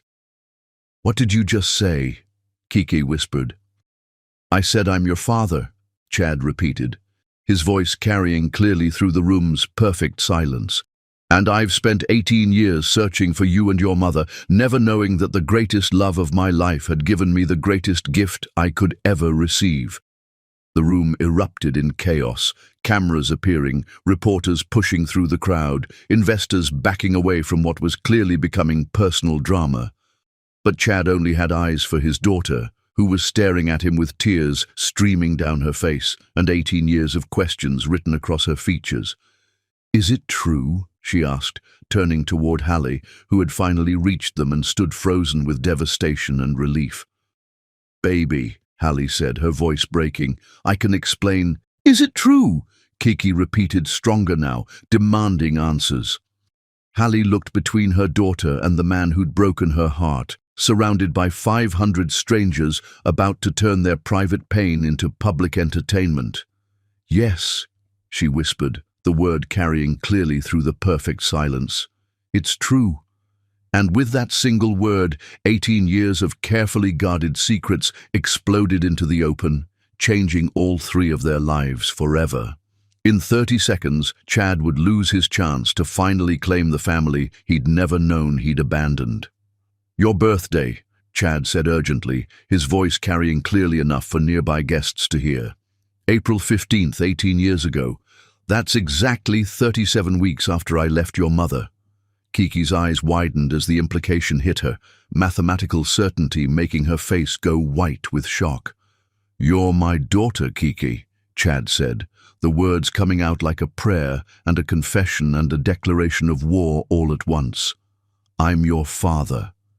The silence that followed was deafening, spreading outward from their small group like ripples on a pond, until the entire reception room had fallen quiet, 500 of the most powerful people in the state watching as a family that had never known it existed was finally, publicly, devastatingly reunited. Kiki stared at him in complete shock, her brilliant mind processing information that redefined everything she'd ever believed about herself. Behind her, Hallie had stopped moving, frozen in place like a deer caught in headlights, watching her worst nightmare unfold in the most public way possible. "What did you just say?" Kiki whispered, her voice barely audible in the sudden silence. "I said I'm your father," Chad repeated, his voice carrying clearly through the acoustic perfection of the reception room. And I've spent 18 years searching for you and your mother, never knowing that the greatest love of my life had given me the greatest gift I could ever receive." The room erupted in chaos. Cameras appearing from nowhere, reporters pushing through the crowd, investors backing away from what was clearly becoming a personal drama rather than a business networking opportunity. But Chad only had eyes for his daughter, who was staring at him with tears streaming down her face and 18 years of questions written across her features. "Is it true?" she asked, turning toward Hallie, who had finally reached them and was standing frozen with devastation and something that might have been relief written across her face. "Baby," Hallie said, her voice breaking on the word. "I can explain." "Is it true?" Kiki repeated, her voice stronger now, demanding answers that would reshape her entire understanding of who she was and where she'd come from. Hallie looked between her daughter and the man who'd broken her heart 18 years ago, surrounded by 500 strangers who were about to turn their private pain into public entertainment. "Yes," she whispered, the word carrying clearly through the room's perfect silence. "It's true." And with that single word, 18 years of carefully guarded secrets exploded into the open, changing all three of their lives forever in the most devastating and miraculous way possible. Chapter 8. The Public Revelation. The aftermath of truth was uglier than Hallie had ever imagined it could be. Camera flashes exploded around them like lightning strikes as reporters materialized from nowhere, smartphones appeared in hundreds of hands, and the elegant networking reception transformed into a feeding frenzy of journalists who'd stumbled upon the story of the year. Billionaire CEO discovers secret daughter at his own charity gala. "Ms. Bunbury, can you comment on why you kept Mr. Boer's daughter secret for 18 years? "Mr. Boer, how does it feel to discover you have a child? Kike, did you know who your father was when you applied to speak tonight?" The questions came from all directions, sharp and invasive, and designed to elicit emotional responses that would make better headlines. Kiki stood frozen in the center of the chaos, her face pale with shock as she processed the fact that her entire life story had just been rewritten in front of 500 strangers. "Get away from her!" Hallie said fiercely, stepping in front of her daughter like a shield, her maternal instincts overriding every other consideration. "She doesn't owe you any explanations."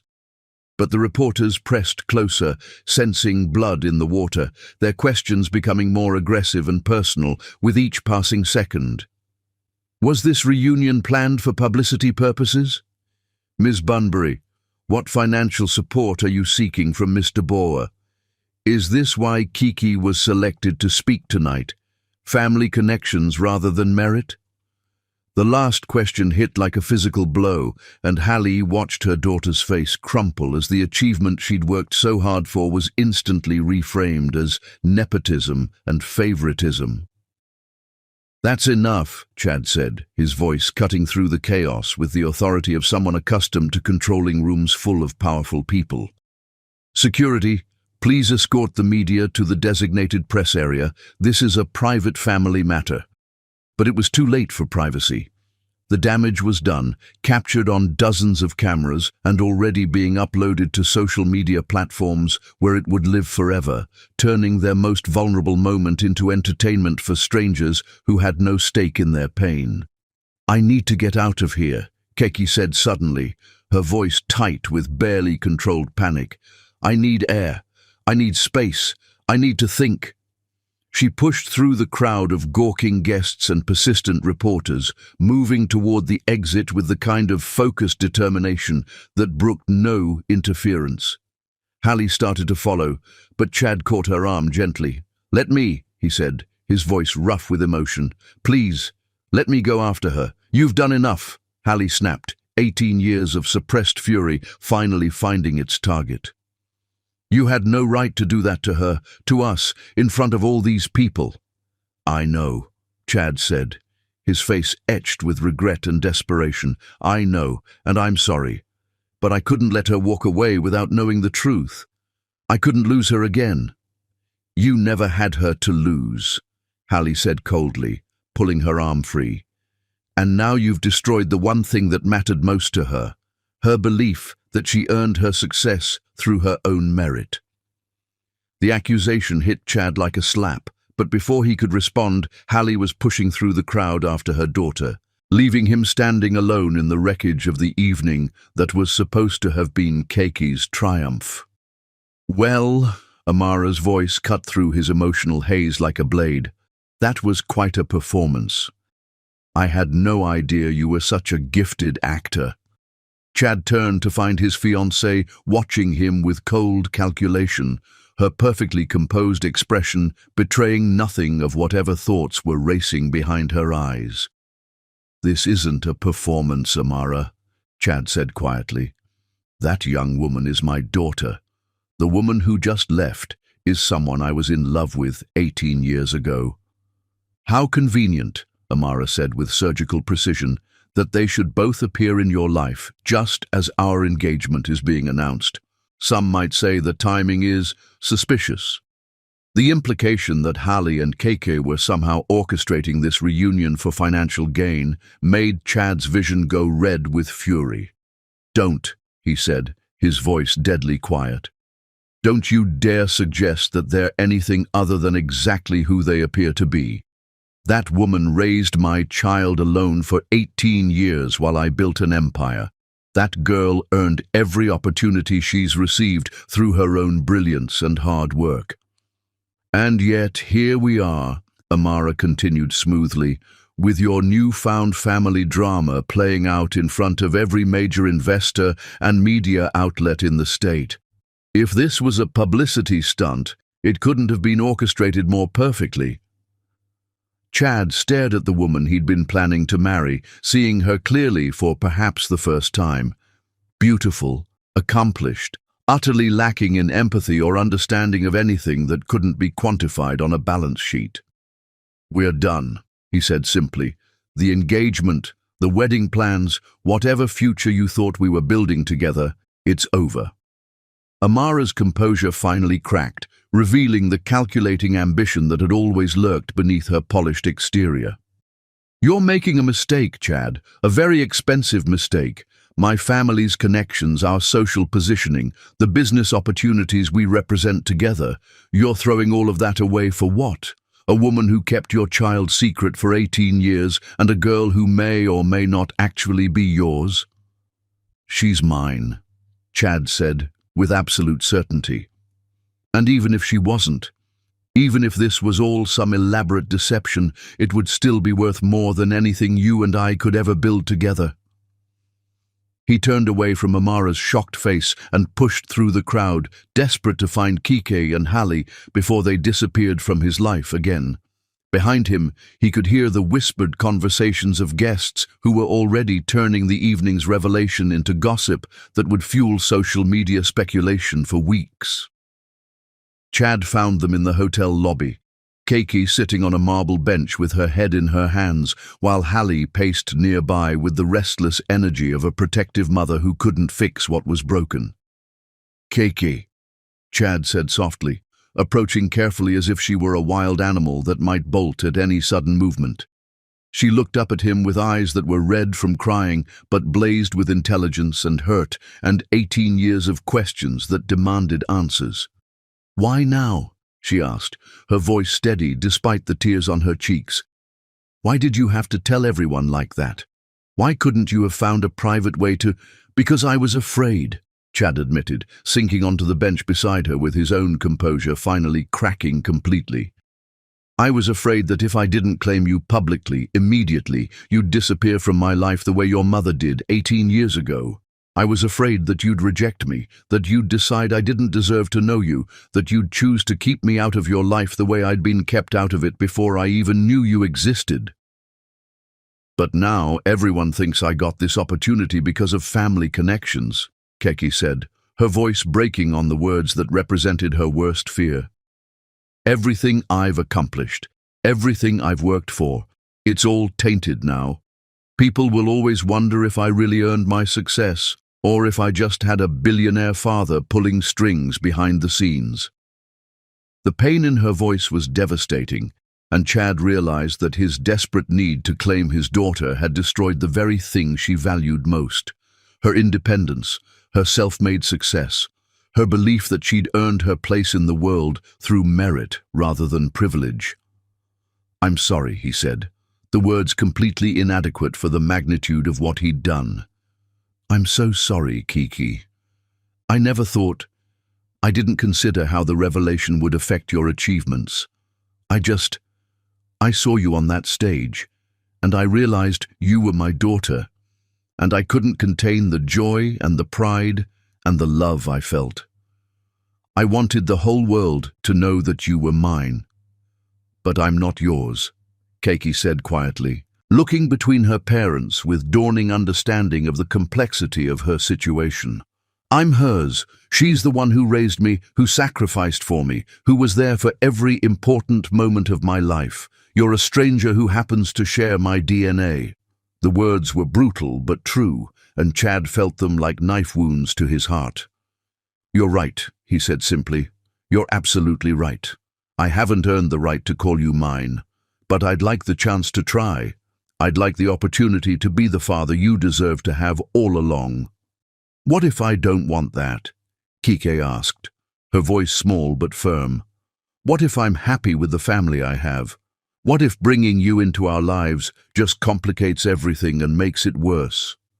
Chad looked at this brilliant young woman who'd been shaped entirely by Hallie's love and strength, who had every right to reject the father who'd been absent for her entire life, and felt his heart break with the possibility that he might have found his family only to lose them again.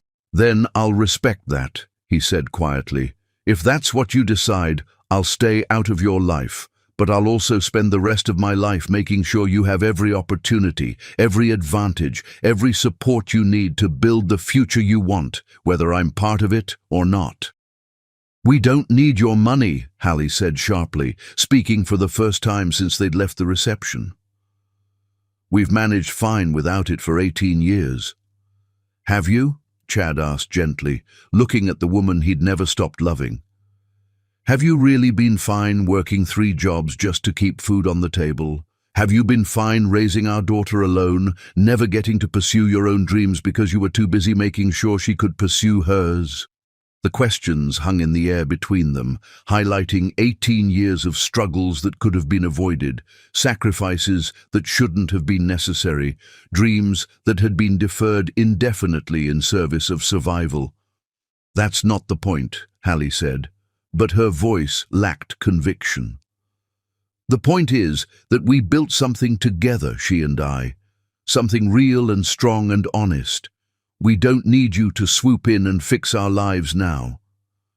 "I'm not trying to fix your lives," Chad said desperately. "I'm trying to become part of them. I'm trying to earn the right to love both of you the way I should have been loving you all along." The hotel lobby fell silent, except for the distant sounds of the gala continuing without them. 500 people probably still discussing the evening's unexpected revelation, while the 3 people at its center tried to figure out how to move forward from this moment. "I need time," Keke said finally, standing up with the kind of decisive movement that suggested she'd reached some internal conclusion. "I need time to process all of this, to figure out what it means, to decide what I want our relationship to look like going forward." "How much time?" Chad asked, afraid of the answer but needing to know. "I don't know," Kiki said honestly. "Maybe a lot, maybe forever. I'm 18 years old and I just found out that everything I believed about my identity was based on incomplete information. That's not something I can just absorb overnight." Chad nodded, understanding that he had no right to demand anything from either of them after 18 years of absence. "Whatever you need, however long it takes, I'll be here when you're ready." "Will you?" Kiki asked, her voice carrying a note of challenge that reminded Chad powerfully of himself at that age. "Or will you disappear again when things get complicated or difficult or inconvenient?" The question hit like a physical blow, forcing Chad to confront the possibility that his daughter might never trust him, might never believe that he wouldn't abandon her again when circumstances demanded it. "I'll be here," he said with absolute conviction. "For the rest of my life, for whatever role you're willing to let me have in it, I'll be here. That's a promise I intend to keep, no matter what." As they left the hotel together, awkwardly, separately, but somehow still connected by invisible threads of blood and possibility, Chad watched his daughter and the woman he'd never stopped loving disappear into the night, carrying with them his heart and his hope for a future he'd never dared to imagine. Behind them, the gala continued without its host, investors and socialites dissecting the evening's drama with the kind of fascinated horror that would fuel gossip columns for months. Phones buzzed with notifications as the story spread across social media platforms, complete with grainy photos and breathless speculation about secret families and hidden motives. Billionaire CEO's secret love child revealed at charity gala would be trending within the hour. But Chad barely noticed the chaos they'd left behind. His entire focus was on the question that would determine the rest of his life. Would love be strong enough to bridge 18 years of absence, or had he destroyed his only chance at family by claiming it too publicly, too desperately, too late? As Hallie and Kike climbed into a taxi that would take them back to their small apartment and their complicated new reality, neither woman could have predicted that this devastating public revelation would eventually become the foundation for something beautiful, a family that would choose each other not because of obligation or blood, but because love, however imperfect, was worth fighting for. The long journey toward forgiveness and healing was about to begin, and it would test all three of them in ways they couldn't yet imagine. But sometimes the most beautiful things grew from the ashes of what seemed like complete destruction. Sometimes love really could conquer everything. Even the mistakes that seemed too big to forgive, even the secrets that had defined entire lives, even the pain that felt too deep to heal. Tonight had ended one story and begun another. The only question was whether they would all be brave enough to write a better ending than the one that had kept them apart for so long. In the taxi's dim interior, Keke reached for her mother's hand, and for the first time since the revelation, Hallie felt a flicker of hope that maybe, just maybe, their family wasn't ending. Maybe it was finally beginning. Chapter 9. When Everything Falls Apart. 3 weeks after the gala, Hallie Bunbury sat in her car outside the unemployment office, staring at the eviction notice that had been taped to their apartment door that morning alongside a stack of tabloid newspapers with headlines that made her stomach turn. Gold digger's 18-year secret exposed, billionaire's baby mama breaks silence, nepotism scandal rocks investment world.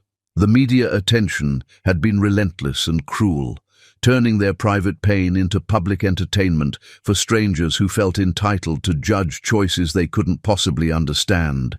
Reporters had tracked down their address, called Hallie's employers, even approached Keke's professors looking for quotes about the scandal that had destroyed the quiet life they'd built together.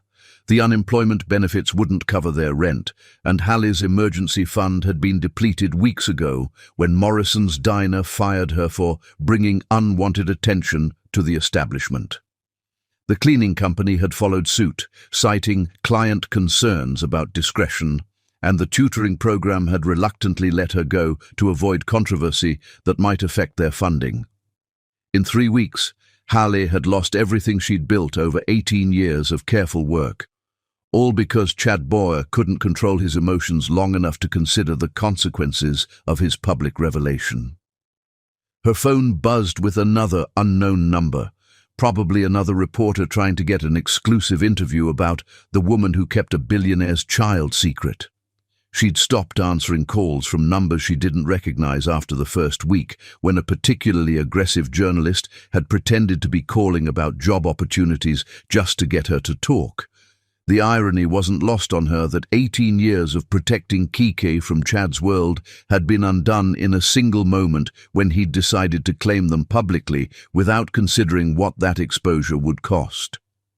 When Hallie finally made it home to their apartment, soon to be former apartment if she couldn't figure out how to pay rent, she found Keke sitting at their kitchen table surrounded by printed emails and what looked like contract termination letters.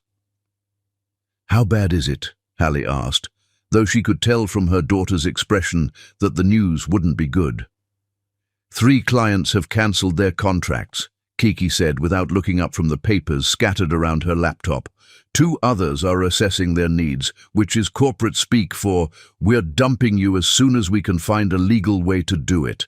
My business insurance company is threatening to drop coverage because they consider the media attention a liability risk."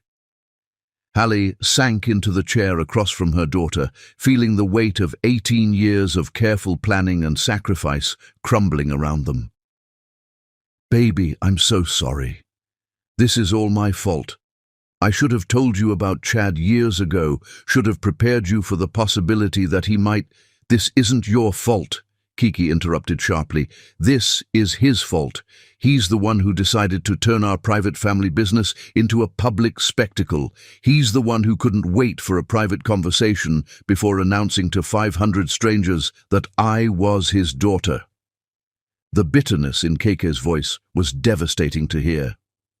3 weeks ago, she'd been riding high on the success of her presentation and the investment opportunities it had generated. Now she was watching her business collapse under the weight of speculation about whether her achievements were legitimate or the result of undisclosed family connections.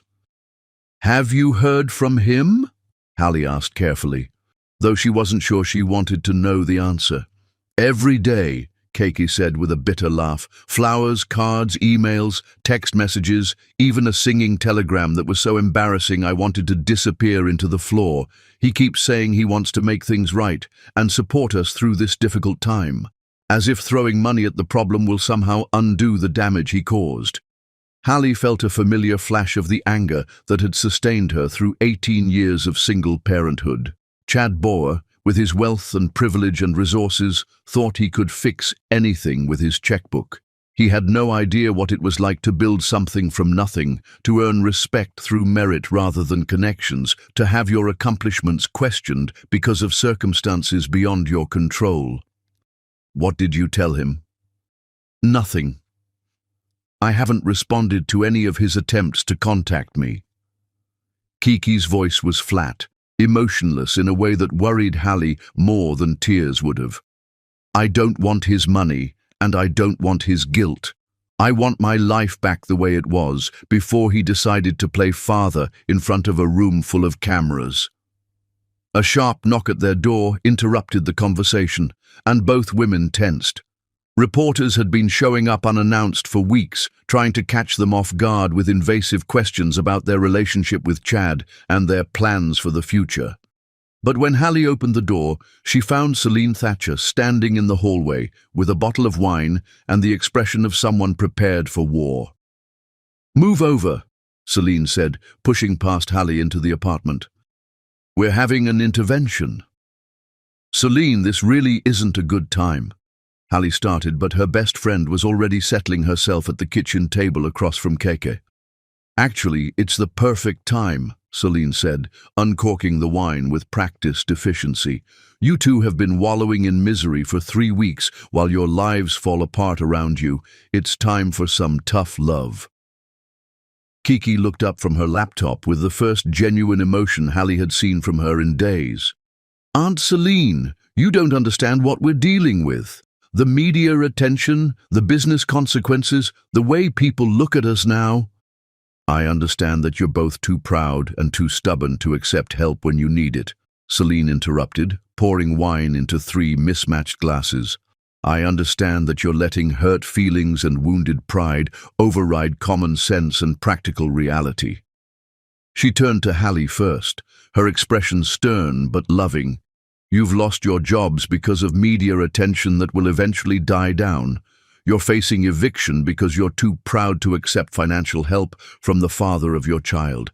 And you're losing your daughter because you're so busy feeling guilty about past decisions that you can't focus on making better ones now. It's not that simple, Hallie protested, but Celine held up a hand. It is exactly that simple. Chad Bauer owes you 18 years of child support plus interest. He owes Kiki a college fund and a relationship and all the support he should have been providing since the day she was born. This isn't charity. It's responsibility. It's him finally paying bills that should have been paid all along. She turned to Kiki, her voice gentling but losing none of its directness. And you, sweetheart, are punishing yourself and your mother for something that isn't either of your faults. Yes, the public revelation was handled badly. Yes, it's complicated your business relationships. But you're still the same brilliant young woman who built a six-figure company before she could legally drink. That hasn't changed just because people now know who your father is. But they'll always wonder if I earned my success or if I had help, Kiki said, her voice cracking with 18 years of suppressed insecurity. Every achievement, every opportunity, every success will be questioned. People will assume I had advantages I didn't actually have. Let them wonder, Celine said fiercely. Successful women have been dealing with speculation about whether they earned their achievements for centuries. You prove them wrong by continuing to be excellent, not by hiding from opportunities because someone might question whether you deserve them. What about the media attention? The way people are treating us like we're celebrities instead of real people with real problems. We'll pass, Celine said pragmatically. There'll be another scandal next week, another family drama for people to dissect and judge. But your business skills, your intelligence, your ability to solve problems that other people can't even see, those are permanent. Those will still be there when the tabloids have moved on to whatever shiny new story catches their attention. Hallie found herself nodding despite her resistance to Celine's pragmatic advice. But what if accepting his help changes the dynamic between us? What if it makes us dependent on him in ways that aren't healthy? Then you set boundaries, Celine said simply. You accept the financial support you and Kiki deserve while maintaining your independence and self-respect. You let him earn his place in your lives slowly, on your terms, instead of cutting him off completely because he handled one moment badly. One moment? Kiki's voice was sharp with renewed anger. He destroyed my reputation and exposed our private business to the entire world. That's not just handling one moment badly. You're right, Celine agreed calmly. It was a massive mistake that showed terrible judgment and caused real damage. But people make mistakes, sweetheart. Even people who love us deeply sometimes make choices that hurt us. The question is whether you're going to let one terrible decision erase the possibility of building something good from a complicated situation. The three women sat in silence for several minutes, sipping wine and contemplating the wreckage of their carefully constructed world. Outside their window, the city hummed with its usual indifference, unaware that in this small apartment, a family was trying to figure out how to survive the collision of past and present. I'm scared, Hallie admitted finally, her voice barely above a whisper. I'm scared that if I let him back into our lives, he'll take Kiki away from me, that she'll choose his world over the life we built together. I'm scared too, Kiki said, reaching across the table to take her mother's hand for the first time in weeks. I'm scared that if I forgive him for the public humiliation, I'm setting myself up to be disappointed again. And I'm scared that if I don't forgive him, I'll always wonder what could have been. Celine smiled, the first genuine expression of hope any of them had worn in weeks. Being scared means you're paying attention to what matters. The question is whether you're going to let fear keep you stuck in this mess, or whether you're going to use it as motivation to build something better. What if we reach out to him and he disappoints us again? Kiki asked quietly. What if he's only interested in playing father now because the secret is out and he loses interest when the novelty wears off? Then you'll handle it the same way you've handled every other disappointment in your life, Celine said firmly. Together, with dignity, and with the knowledge that you gave love a chance to grow instead of letting fear kill it before it could even begin. As the evening wore on and the wine bottle emptied, three women who loved each other began the delicate process of figuring out how to move forward. There were no easy answers, no simple solutions to 18 years of complicated history. But for the first time since the gala, Hali and Keke began to remember that they were stronger together than apart, and that love, even complicated, imperfect love, was worth the risk of being hurt. "So, what do we do?" Hali asked, as they prepared to clean up the remnants of their emotional intervention. "We call him," Kiki said, her voice stronger than it had been in weeks. "We set up a meeting on our terms, in a private place where we can have an honest conversation without cameras or reporters or strangers watching our every move. And then we see if the man who created this mess is capable of helping us build something better from the wreckage," Keke said, with a maturity that made Hali's heart ache with pride. "And if he's not, at least we'll know we tried." As they made plans for a conversation that would determine the future of their family, none of them could have imagined how much courage it would take to rebuild trust that had been shattered so publicly, or how much love would be required to heal wounds that had been opened for the world to see. But for the first time in 3 weeks, hope felt possible again. And sometimes, hope was enough to begin the long journey back to each other. Chapter 10. When Hearts Remember Love.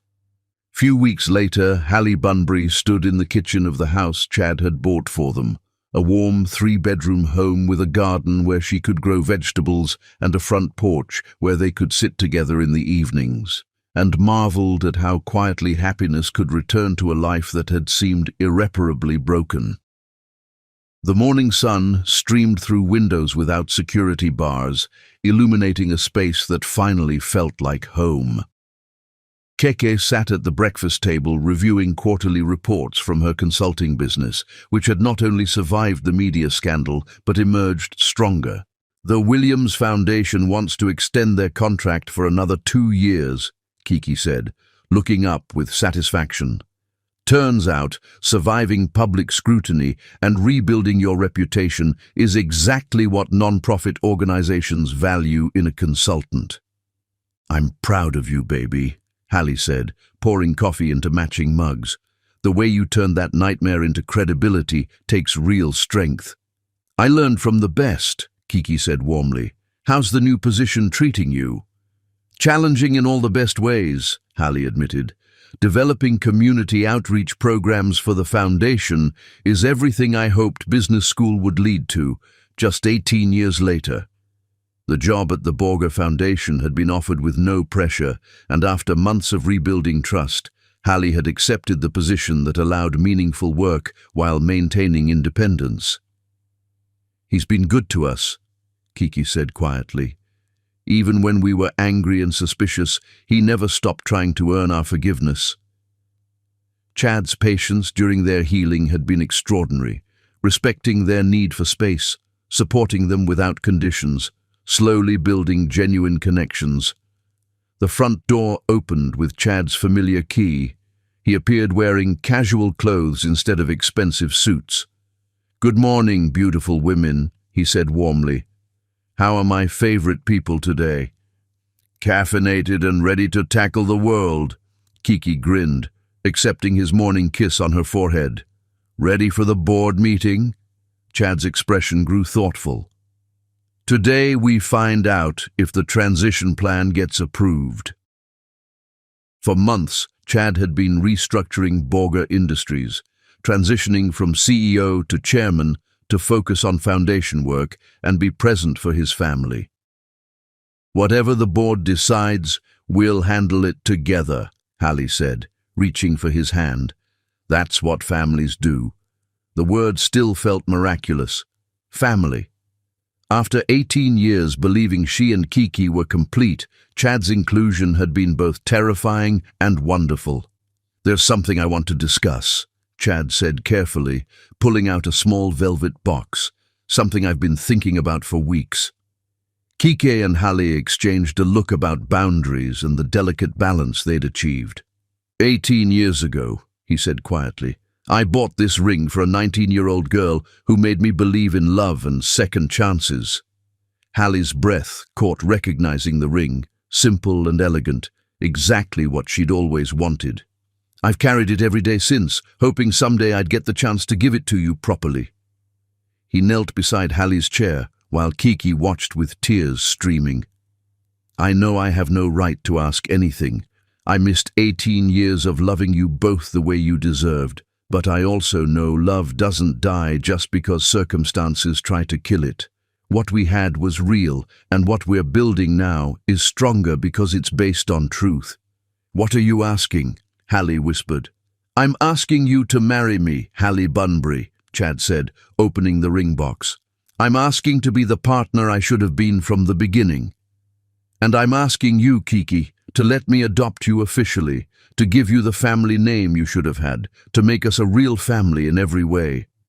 The kitchen fell silent, except for Kiki's crying and the clocks ticking. I don't know if I'm ready, Hallie said honestly. I don't know if I can trust this won't fall apart when things get difficult. Then we'll take it one day at a time, Chad said gently. One conversation, one decision, one moment of choosing each other over fear. Hallie looked at this man who had broken her heart, then spent months putting it back together, who had proved worthy of being called father. What do you think, baby? Hallie asked Kiki. Are you ready for us to be officially a family? I've been ready since he spent 6 months earning our trust instead of demanding it, Kiki said through tears. Having a father doesn't diminish what you and I built. It makes our family bigger and stronger. Yes, Hallie whispered, then louder, yes, I'll marry you. Chad slipped the ring on with reverent care. It fit perfectly, just as it had 18 years ago. And yes, Kiki said, launching into a group hug, I want to be Kiki Boer. I want us to be a real family. They held each other in their kitchen, surrounded by infinite possibilities of their shared future. I love you both so much, Chad said. I love the family we're building. I love you too, Hallie said, the words feeling both foreign and familiar. I love who you've become. And I love having a dad, Kike laughed, even if he announced it in the most embarrassing way possible. So when do we do this? Hallie asked, admiring her ring. The wedding and adoption. Whenever you want, Chad said. I'm not going anywhere ever again. Small ceremony, Kiki said decisively. Just us and Aunt Celine and close friends. Nothing for social media. They spent the morning making plans, talking about the wedding they wanted and family traditions they hoped to create. As the sun climbed higher, they moved to their front porch to watch their neighborhood come alive. Thank you, Chad said as they settled into the porch swing, for giving me a second chance.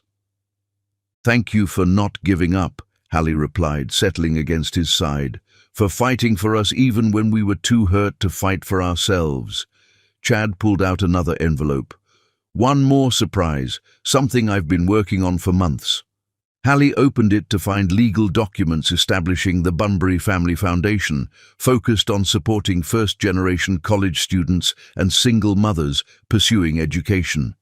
It's funded with $20 million to start, Chad explained. Like ours, Kike corrected when he mentioned families like theirs, families like ours. As afternoon wore on and sunset approached, 3 people who had found each other across 18 years settled into the rhythm of family life, ordinary conversations punctuated by extraordinary gratitude. I can't believe this is real, Hallie said as the sky turned pink and gold. 6 months ago, our world was falling apart. Now we're home, Kiki said simply. All of us together, exactly where we belong. Chad kissed Hallie's head and reached for Kiki's hand, connecting them in a circle of love that had survived everything designed to destroy it. Now we're home, he agreed. and were never letting go of each other again. Outside, stars began appearing in the darkening sky, the same stars that had witnessed their first meeting, separation, struggles, and finally, reunion. The constellation of love scattered for 18 years was finally whole again, brighter for having survived the darkness. In 6 months, they would have a quiet garden wedding. In a year, the adoption would be finalized. In years to come, they would build a life honoring both their love and individual strength. But tonight, they were simply a family on their front porch as the world settled into evening, grateful for their impossible second chance. Love had conquered time and distance and pride and fear. Love had healed wounds too deep to mend. Love had taken a broken family and made it whole again, stronger because they'd chosen each other despite every reason to walk away. Tomorrow would bring new challenges and opportunities to build on their foundation of patience, forgiveness, and hope. But tonight, they were home.